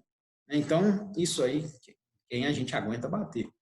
A gente não inventa, por exemplo, bater, como a gente está inventando recentemente, de bater boca com a Europa. Isso aí a gente está inventando. No dia que eles resolverem bater na gente, nós vamos apanhar bonito. Então, é o seguinte: ampliar mercados para empresas por meio da integração dos membros. Como que é essa integração? Você ia buscar acordos que você balizasse, né? Que você realmente entrasse chegasse num nível que fosse bom para todo mundo. Só qual o grande problema que está se vendo? E agora isso já é uma coisa recente. Quando você tem desequilíbrio dentro de um bloco, isso não vai para frente de jeito nenhum. Eles até mantêm os blocos, mas sempre tem problema. O bloco que deu certo foi a União Europeia. Mesmo assim, já está tendo problema. Mas por quê? Quando ela surge, nós vamos ver ela especificamente, ela surge dentro de um contexto que os países eram mais próximos, né? Então, por exemplo, a Alemanha é mais poderosa, sim, mas a Inglaterra e a França estão logo ali, a Itália está ali perto, a Suécia, a Holanda, né? A Dinamarca está ali próximo. Agora, quando você pensa, por exemplo, num Mercosul, também a gente vai falar, o Brasil é muito rico. A Argentina está lá embaixo. Paraguai, Uruguai e Venezuela não valem nada. Então, você gera realmente um desequilíbrio muito grande. Então, sempre a ideia de bloco econômico foi fortalecer acordos, prezar por trânsito de serviços, capitais e mercadoria. Só que os blocos eles têm hierarquia, tá? Da menor complexidade até a maior complexidade. Dentro dessa maior complexidade, deixa eu só ver uma pergunta. Só uma aqui, ó. Por que os Estados Unidos não aceitou a ratificação da OIC, falando que prejudicaria seu comércio internacional? Porque, na verdade, você tinha uma relação de pouquíssimos países lá, e ele queria realmente um comércio muito mais amplo. Tá? Era a ideia dele, por isso que ele não ratificou a OIC. Ele achava que tinha muito pouco ainda e ele acabaria não vendendo muito, né, a questão aí das mercadorias dele. Aí você pergunta aqui, a outra pergunta, mas por que a distância influencia? Questão física, realmente fica mais complexo. Por isso que eles preferem formar na região, na questão de divisão quase de fronteira mesmo. Acaba que fica o trânsito, né, político fica mais dificultoso, o trânsito de mercadoria fica mais difícil, você começa a ter, né, disputas, divergências das lideranças. Se você pertence a um continente, o outro pertence no outro. Tá? Então, acaba que a distância física ela é um fator limitante para o bloco evoluir. É preferível, sim, você buscar os vizinhos ali para você ter um domínio maior da situação. Agora é o seguinte, quais são esses tipos de blocos, né, conforme a estrutura, a organização?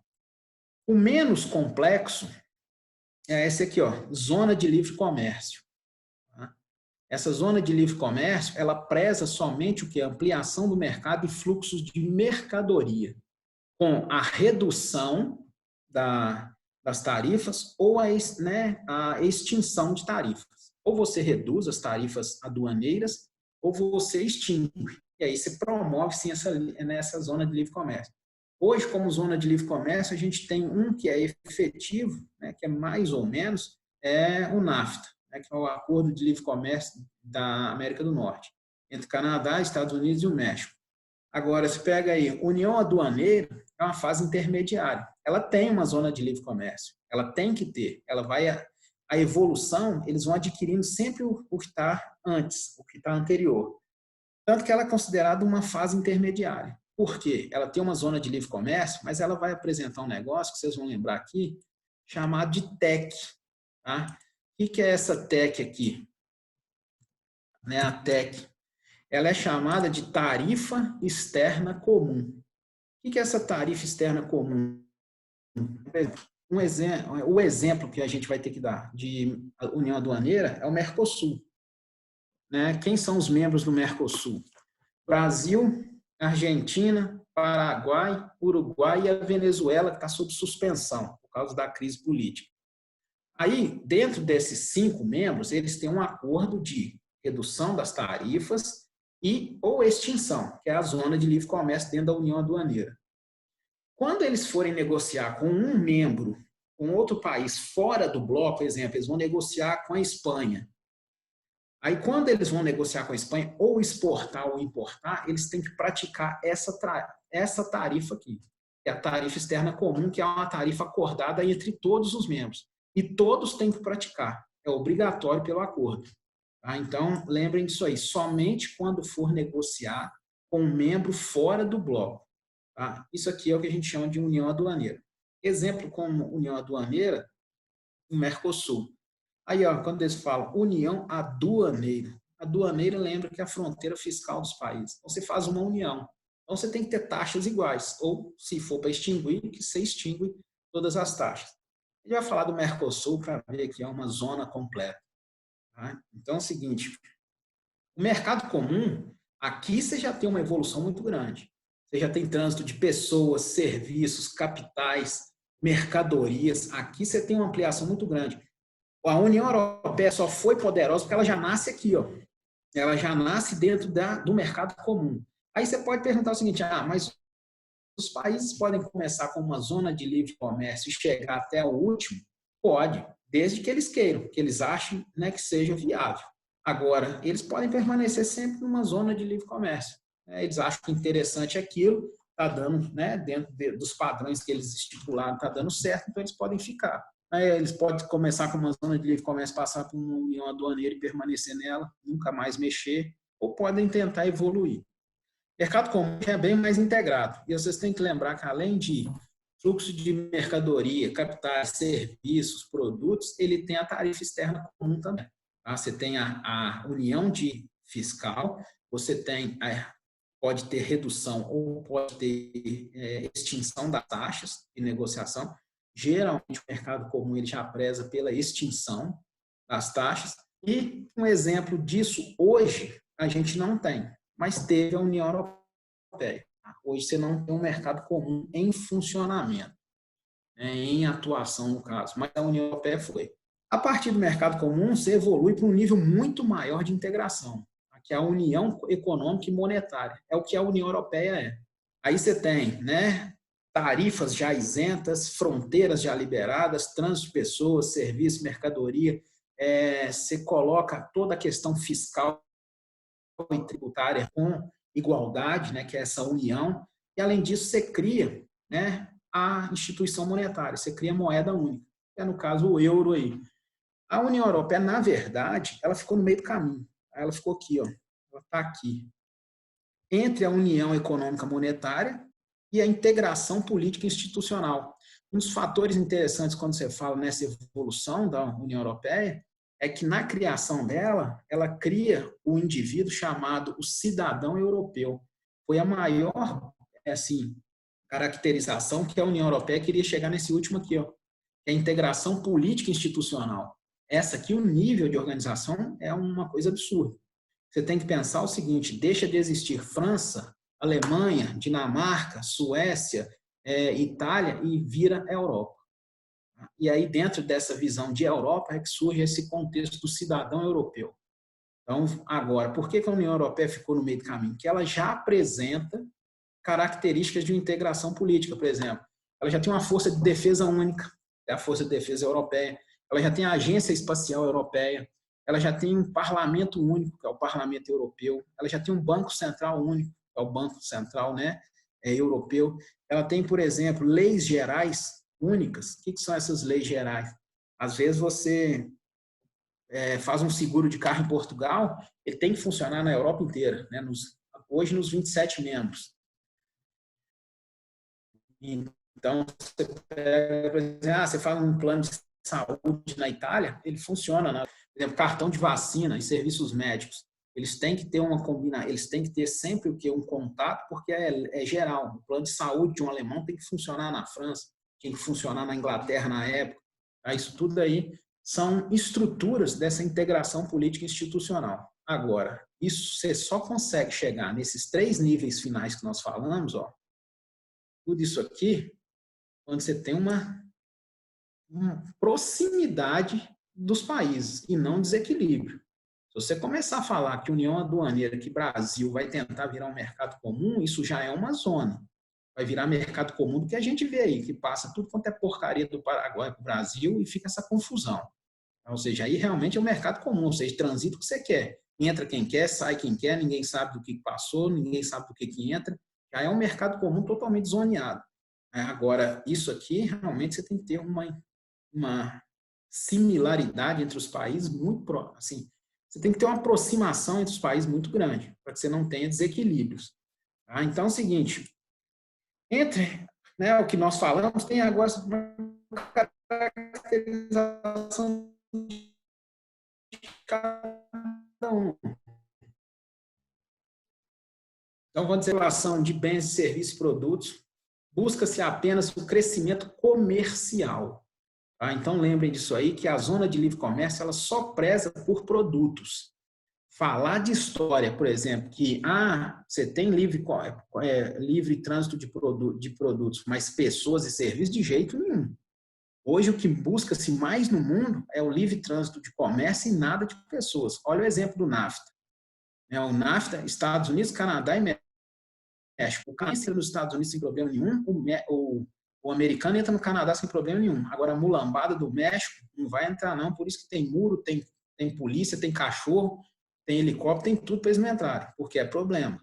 Tá? Então, é o seguinte, quando você pega aqui, ó, tem que ter, no mínimo, de toda a carta de comercial, 85% tem que ser livre.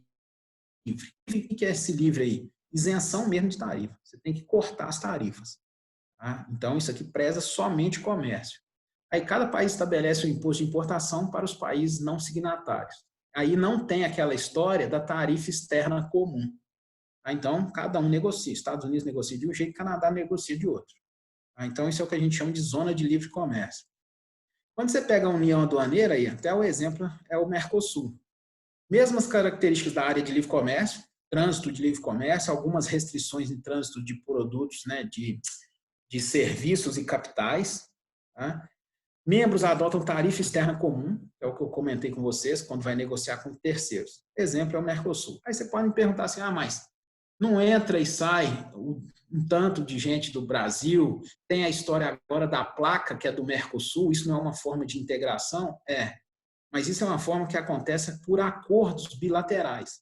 O Brasil resolveu fazer isso, que o Paraguai adotou, o Uruguai adotou e a Argentina também. Então, eles chegaram à conclusão que daria mais certo constituir uma placa. Mas essa história da placa, né, vamos supor, acho que é o único avanço que eles conseguiram, uma placa de carro. O único avanço que esses 5, na verdade, a Venezuela nem vai entrar, porque ela não está dando nem para ir.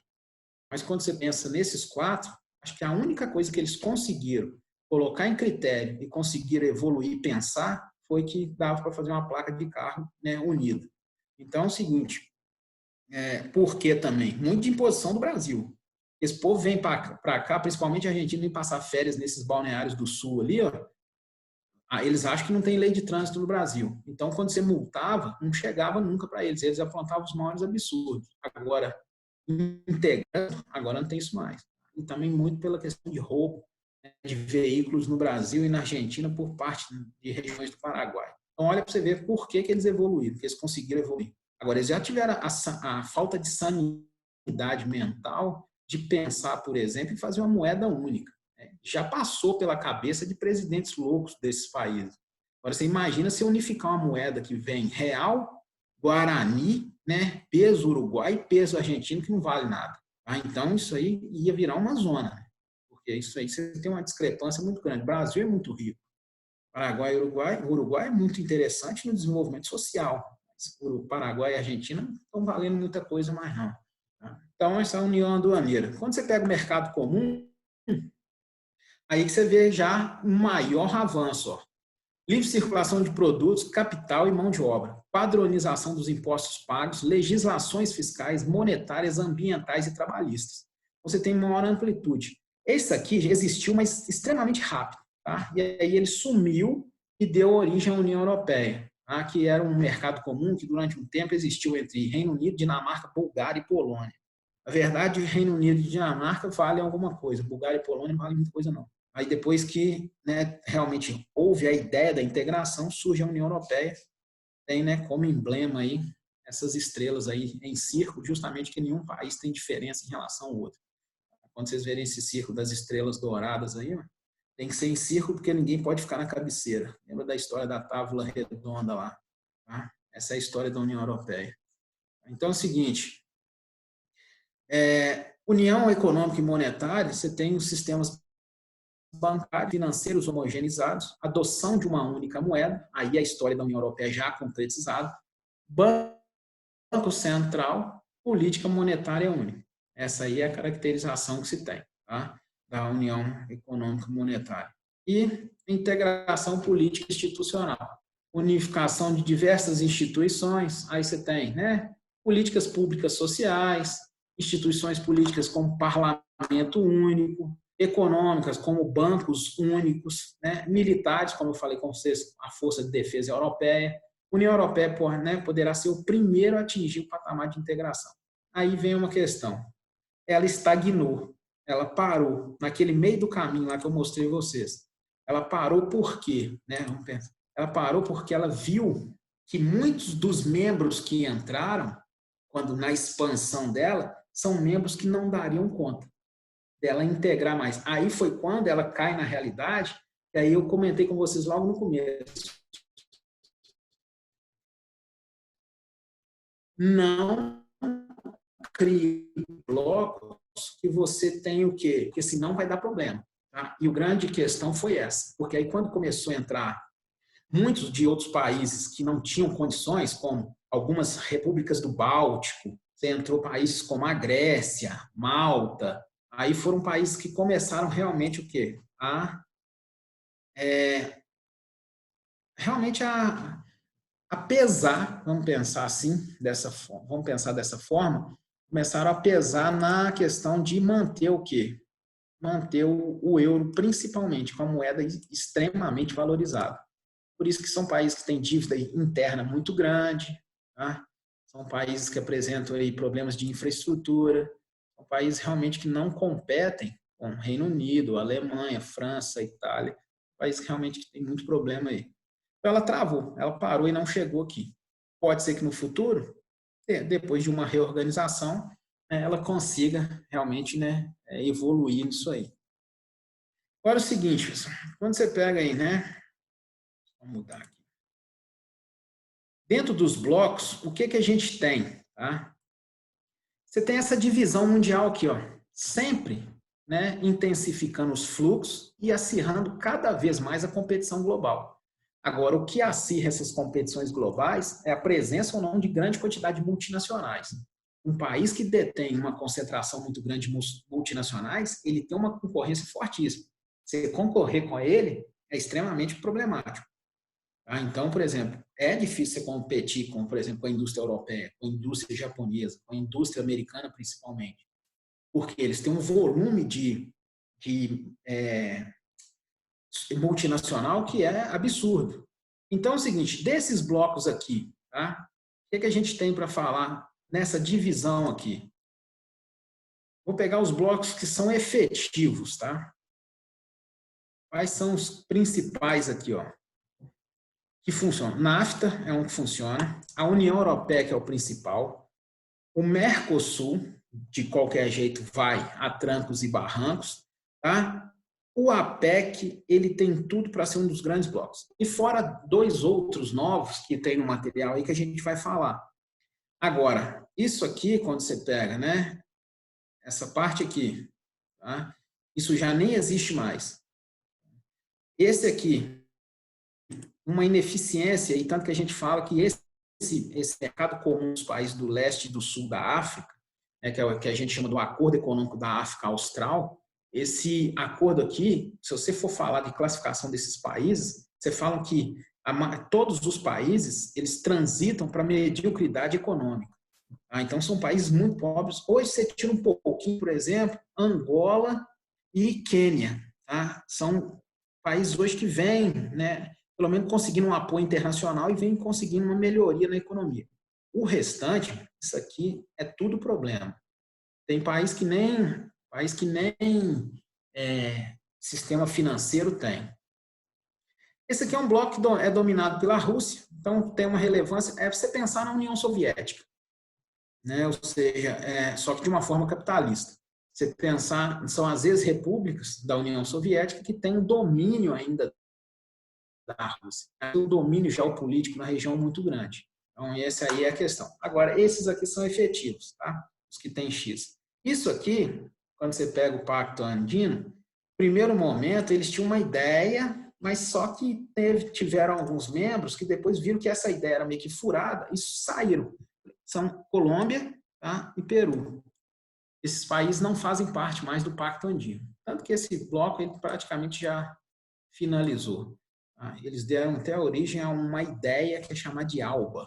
Tá? Com a saída de Peru e Colômbia, os outros três, Venezuela, Bolívia e Equador, eles formaram uma ideia que é chamada de ALBA, junto com Cuba e Honduras.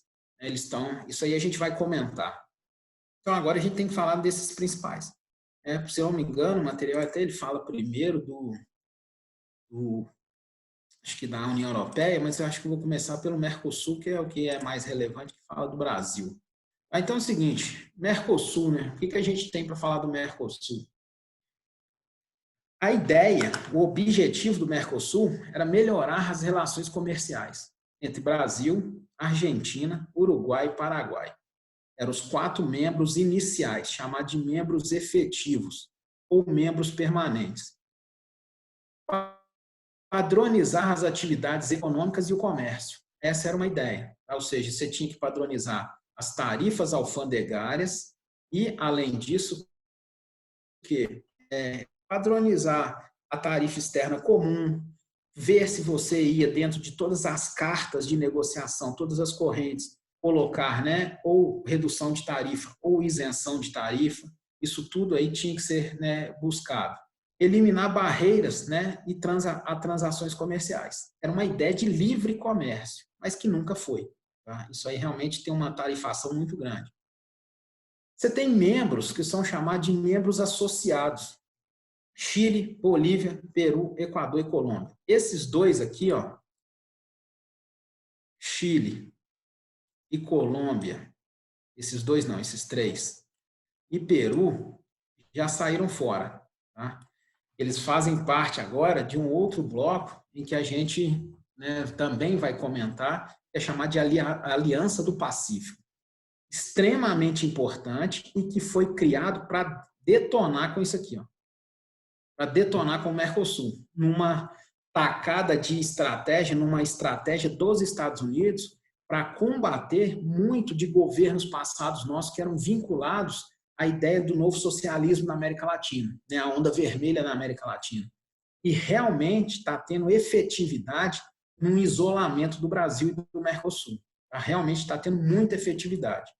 Então é o seguinte, né, quando você pensa no Mercosul, a formação, né, inicial, você pega aí, foi na época do governo Collor, tá? E o governo Carlos Mendes, considerado dos 2 governantes mais corruptos da América Latina.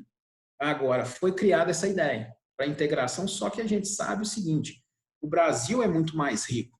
E como o Brasil é muito mais rico, o Brasil ia ganhar. Então, o Mercosul, ele é interessante para quê? Ele é interessante para o Brasil.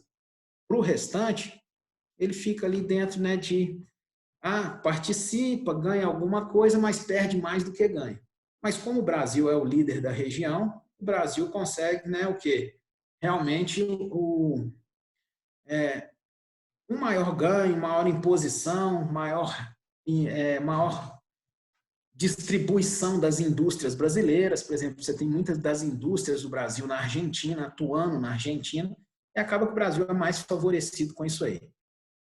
Teve vários acordos, tá? Tiveram-se vários acordos, desde a Carta de Assunção, Carta de Ouro Preto, Tratado de Ushuaia, Tratado de Mar del Plata, Carta de Buenos Aires, inúmeros, mas levou à formação disso aí que a gente tem, é o Mercosul. Uma complicação, uma confusão, porque todos os membros eles têm instabilidade política. Tá? Então, essa instabilidade política gera uma instabilidade econômica, gera um problema do quê? Gera problemas relacionados a fatores.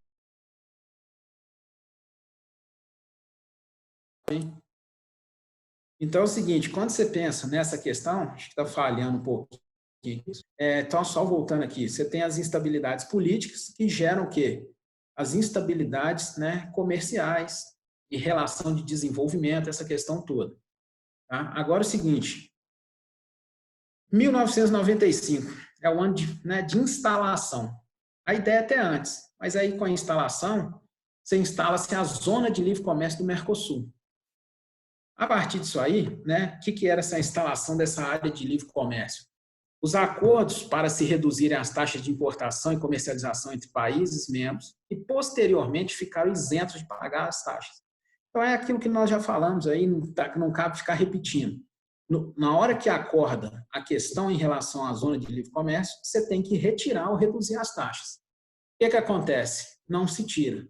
Tá? Então, vira uma disputa de protecionismo no Mercosul. Agora, como o Brasil ainda ganha alguma coisa, o Brasil ainda permanece com a ideia de que vamos fortalecer o Mercosul. Vamos fortalecendo porque a gente vai conseguindo ganhar e o Brasil usa sempre isso como desculpa. Ah, não, eu preciso fortalecer o Mercosul, eu preciso de o quê? Ganhar mais na região para que eu consiga negociar com outros grupos. A evolução do Mercosul hoje é uma coisa ainda que está numa incógnita, aí, conforme, né, a questão da pandemia, é quando será realmente implantado a relação dele, criando a zona de livre comércio com a União Europeia. Essa zona de livre comércio com a União Europeia, realmente o quê? Ela pode ser vantajosa para o Mercosul, principalmente para o Brasil. Tá? É o que o Brasil pode ganhar mais, é o momento atual, foi assinado ano passado, agora, por questões aí, né, que a gente está vendo no mundo aí, está meio parado, né? Ou seja, está meio reduzido para a questão aí, para ver como é que vai ficar, né, daqui para frente, o que realmente vai acontecer para essa implantação. Agora, é interessante essa zona de livre comércio, porque a União Europeia tem 27 membros, né? Então você pode ter um mercado consumidor muito mais amplo, facilidades, né, na obtenção de produtos também provenientes da Europa aí. Então, é a grande evolução que o Mercosul teve. Internamente, é só problema. Mas aí o Brasil sustenta isso aí, o Brasil impõe dentro da região, e como ele impõe, ele acaba, né, realmente ganhando um pouco com isso aí. Mas é um bloco muito instável mesmo, um grande nível de proteção. Aí o bloco, né, o que eles fazem? O que ele congrega? Uma união aduaneira, que é o que a gente falou, tá? Mas dentro disso aí é protecionista, continuidade de pagamento de tarifas alfandegárias. Tá? Então, existe isso aqui ainda. Não foi efetivo. Tá? A zona de livre comércio, que eles tentam eliminação das fronteiras, né, alfandegárias, das tarifas alfandegárias para estimular a competitividade, não funciona porque aqui, ó, porque é protecionista os países. A Argentina protege a indústria e o Brasil protege a indústria. Né? Quando você pensa que os Estados Unidos, né, Mariana perguntou, não pronunciou contra essa possível aliança do Mercosul com a União Europeia, não, porque já estava firmado, mas parece que o Brasil também irá firmar acordos, né, bilaterais com os americanos, como já firmou, e acabou cedendo mais para os americanos do que ganhando. Isso aí foi uma questão problemática, sendo que a União Europeia, né, o Brasil acabou tendo mais alguns privilégios. Não vou falar que ganhou mais, não.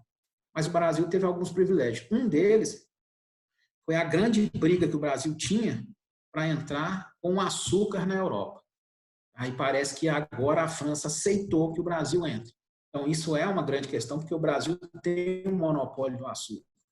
Para os Estados Unidos, a gente só está perdendo em vez de ganhar. Tá? Isso aí é uma questão que está sendo meio problemática. Então, né, Mercosul é isso aqui. Tá? Os países membros, lembrando, Venezuela está sob suspensão pelas questões internas. Tá? A Venezuela ela entrou muito com, assim, a ideia da Venezuela foi porque o Brasil queria, o Brasil usou da força dele para realmente o quê? Impor a entrada da Venezuela, e a partir disso aí ele criou instabilidades com países como a Argentina e com o Paraguai, porque eles não queriam, tanto que teve uma época que o Brasil acabou o quê? Impondo uma suspensão ao Paraguai, justamente por essas discussões aí. Mas por que o Brasil pensou na Venezuela? Por questões ligadas diretamente ao petróleo, tá? E alinhamento político dos governos da época chavista e do governo Lula. Tá? Foi a época que a Venezuela entrou. Agora, os outros países que foram convidados, daqueles 3 que eu marquei lá atrás, eles não aceitam mais, tá? Porque eles veem que o Mercosul não é tanta coisa, enquanto que eles podem crescer com outros acordos aí. Tá? Então é o seguinte, a próxima aí, né, é a poderosa aí, que é a União Europeia. Então, dentro disso aí, até o símbolo representa uma igualdade entre os membros, e, na verdade, não é tanta igualdade. Mas a ideia inicial era essa. Se tivesse uma igualdade, surgisse a ideia do cidadão europeu. Tá? Essa aí seria realmente a proposta da União Europeia. Contextos, né, em relação à União Europeia aí que a gente tem que lembrar. Os membros, né, aqui a gente tem que realmente, né, marcar essa questão aqui, ó, da saída do Reino Unido, que inicia-se esse ano, né, iniciou esse ano realmente a saída. Isso aí é um problema, a gente vai falar especificamente da saída do Reino Unido, então já assim, não se sabe muito o que pode acarretar. Tem algumas previsões aí o que pode acarretar tanto para a União Europeia quanto para o Reino Unido. Agora, dentro disso aqui, você tem um conjunto muito grande de países extremamente poderosos. As grandes potências, né? Vamos marcar as grandes potências da União Europeia.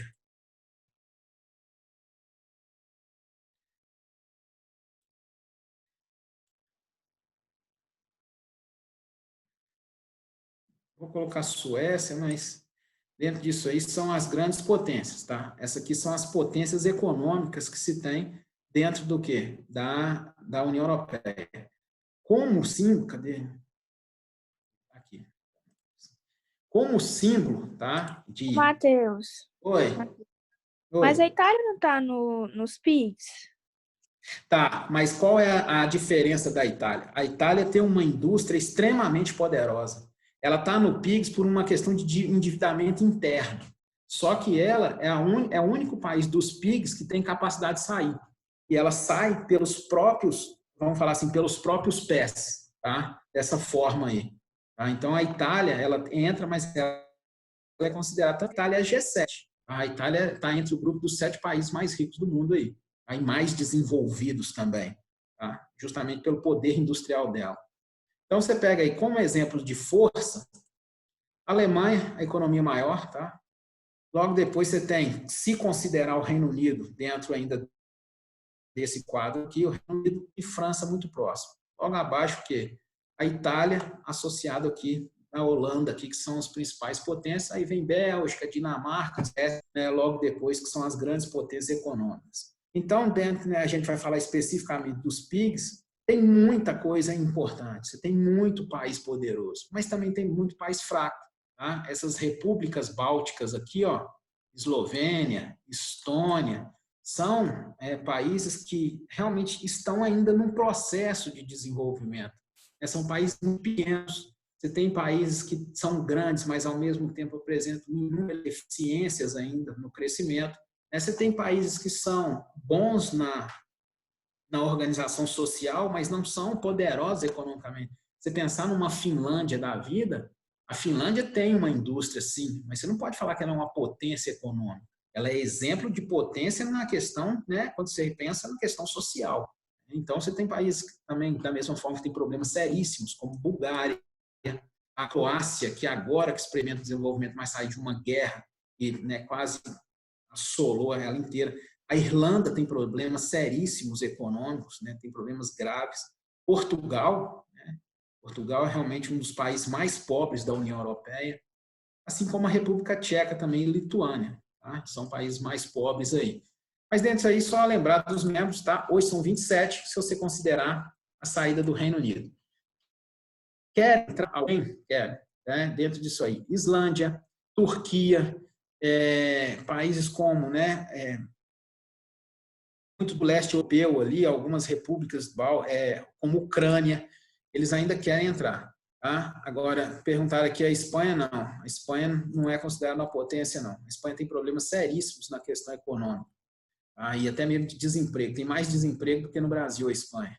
Então, é o seguinte, quando você pensa, né, nas questões aí de entrada, hoje está sob suspensão.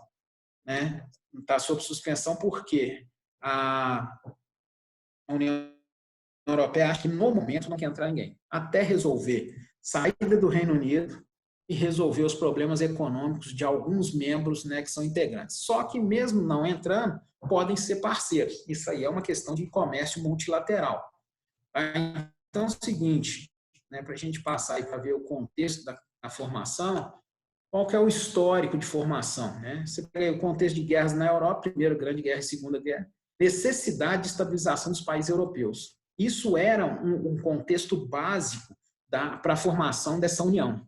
Medo de conflitos armados, tá? Isso era também uma característica. Então, como tiveram as grandes guerras, eles pensavam numa terceira. E para que isso não ocorresse, eles tinham que promover uma união dos países europeus, para que não tivesse aquelas divisões todas.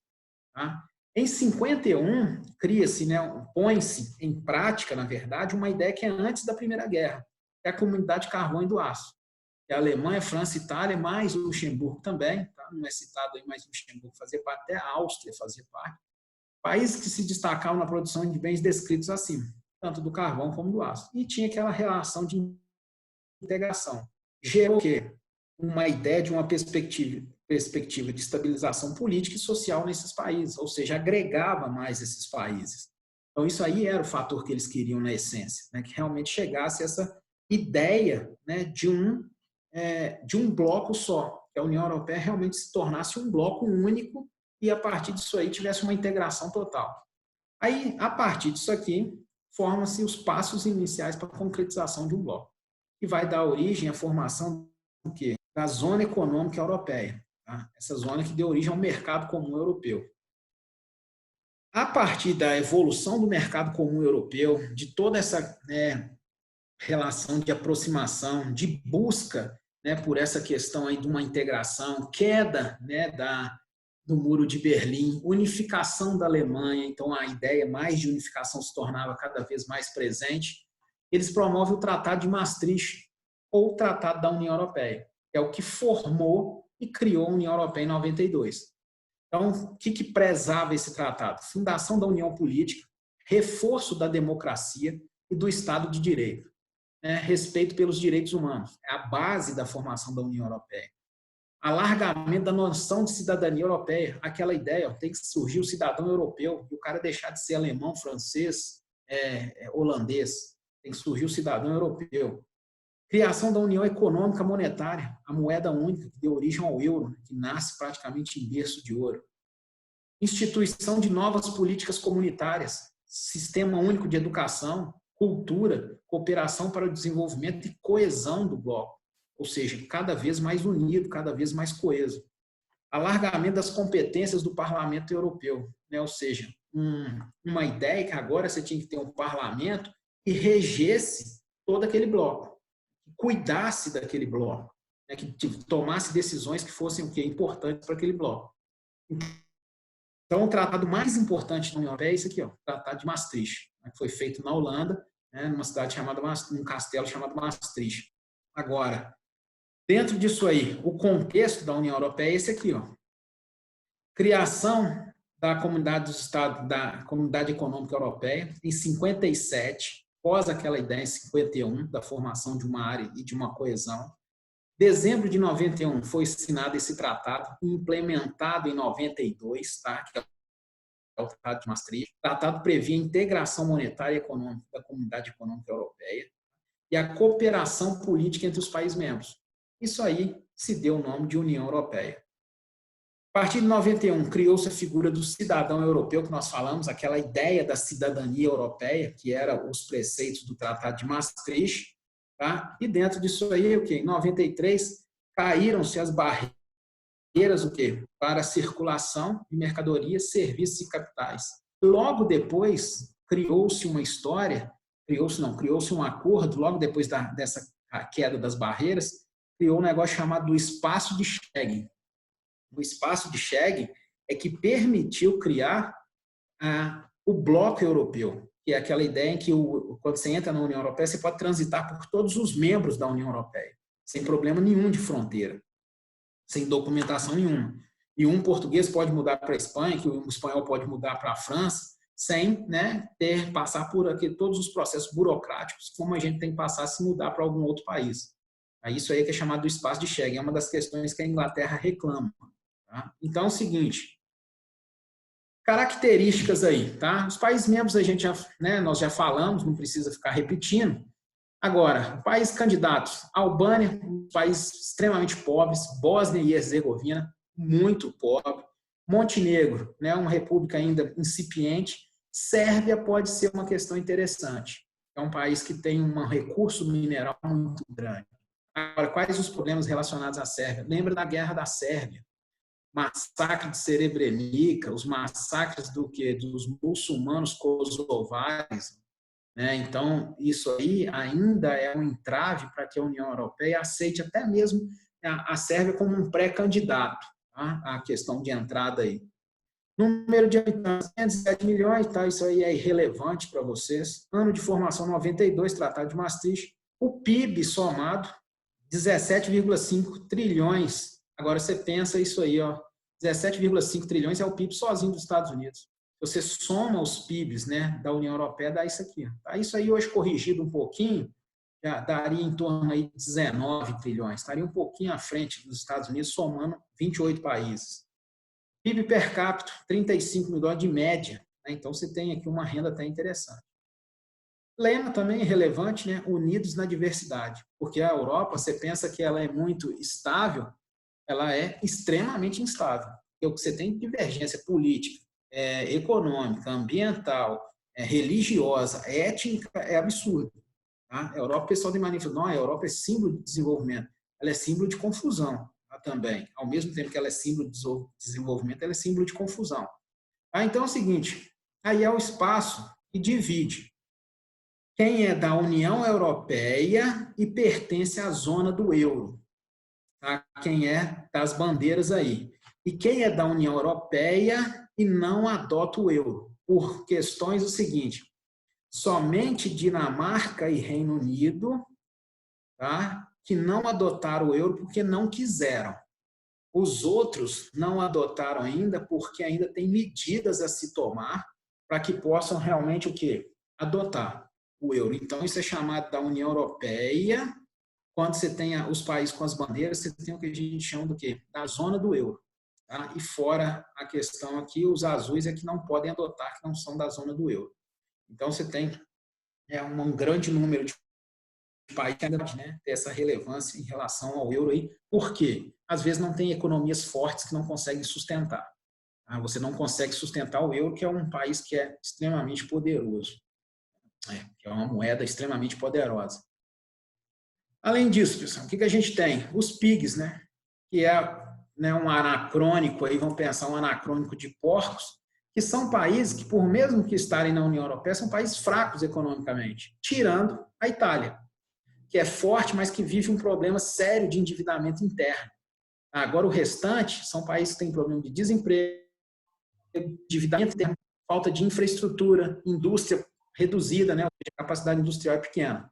Tá? Então, isso aí, quando se fala aqui a pergunta, né? Por que a Rússia não faz parte da União Europeia? Na verdade, ela não fez porque ela quer se manter dentro daquela questão que ela é o país de maior neutralidade no mundo. Então, ela se mantém neutra até mesmo nisso para não ter alguma relação política com a União Europeia. Tá? Então, ela preferiu não entrar. Mas ela é uma parceira dependente da União Europeia, com certeza.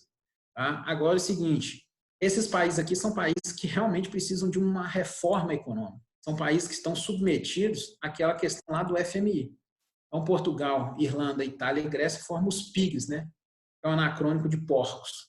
Tá? Agora, a Itália pode sair sem problema nenhum, como já está em processo de saída, né, dessa crise grave. Tirando, né, agora a gente já nem sabe, por questões aí, né, relacionadas à pandemia. Então, ela pode ter uma queda econômica por causa disso aí. Aí vem falando, ó, déficit público, né, recorrem ao FMI, sempre recorrem a empréstimos. Tá? Agora, qual o grande problema desses países? São países que tiveram uma relevância, tiveram uma questão de entrada na União Europeia, tirando a Itália, tá? Por apadrinhamento de Alemanha e França. Por isso que elas conseguiram entrar, porque sempre tinham subsídios, lá, quando fala recorre à União Europeia. Quando recorria, quem dava dinheiro? Quem fazia empréstimo? Alemanha e França. Depois elas viram que elas estavam pressionadas, porque elas sustentaram a economia delas. Criaram uma infraestrutura interna desses países à base de empréstimo. E aí gerou essa crise, né? Por isso que a União Europeia meio que estabilizou. Ela parou na evolução dela justamente por esses países que não têm competência. Tá? E aí, para a gente finar, é a saída do Reino Unido. Tá? A saída do Reino Unido ela é marcada por vários fatores. O Reino Unido prefere acordos bilaterais. O Reino Unido crescia mais em média do que a União Europeia quando entrou esses países aí, principalmente os PIGs. O Reino Unido tem um vínculo maior com os Estados Unidos. Tá? O Reino Unido tinha uma moeda mais forte, por isso que ele não quis adotar o euro, que é a Libra, mas não é uma moeda comercialmente interessante. Tá? Então, ele se propôs a isso aqui. Então, quando você pensa também, além disso, ele é contra o espaço de Schengen, que é aquela ideia de livre circulação de pessoas e serviços. Então, no Brexit, quem votou? Os mais pobres, os mais idosos, os menos escolarizados e o pessoal das áreas rurais. Pontos positivos, tá? Economias com questões burocráticas, tá? Então ele fica livre disso. Países que não fazem parte da União Europeia, mas não têm acordos. Então ele também pode negociar agora acordos bilaterais. Tá? Pontos negativos, pode reduzir acordos com grandes nações. Tá? Isso aí realmente é um fator que pesa. E menos empregos em outros países europeus. Né? Então, isso aí já é um fator negativo para a União Europeia, né? Com a saída do Reino Unido. Aí o Reino Unido que sai a Inglaterra, Irlanda do Norte, Escócia, né, que é contra também a saída, e o País de Gales. Mas quem manda é a Inglaterra, então os dois têm que calar a boca e sair em conjunto. O bloco europeu, né, onde a livre circulação continua, com a ideia do Benelux, inserido o SECA, a União Europeia, né, dentro disso aí para tentar combater essa ideia, isso lá na época da Guerra Fria, e o Tratado de Maastricht aí. Isso aqui é o croquis e o organograma desse Brexit, da saída aí. Tem mais alguma coisa de concreto? Não, tá? Ainda tem que se esperar. As consequências, na verdade, o Brexit só começa a consolidar depois de 2025. Tá? Tem muita coisa que se tem que discutir, principalmente esse espaço de Schengen aqui, né? Que é você pensar que o cara que já mora na Inglaterra há 20 anos, português, ele vai ter que ser mandado embora, né? Já tem tudo constituído. Então, são questões aí problemáticas que se tem que avaliar. Tranquilo, pessoal? Alguma pergunta? Tranquilo. Tranquilo? Então, boa noite para vocês, viu? Boa noite. Boa noite. Boa noite. Boa noite.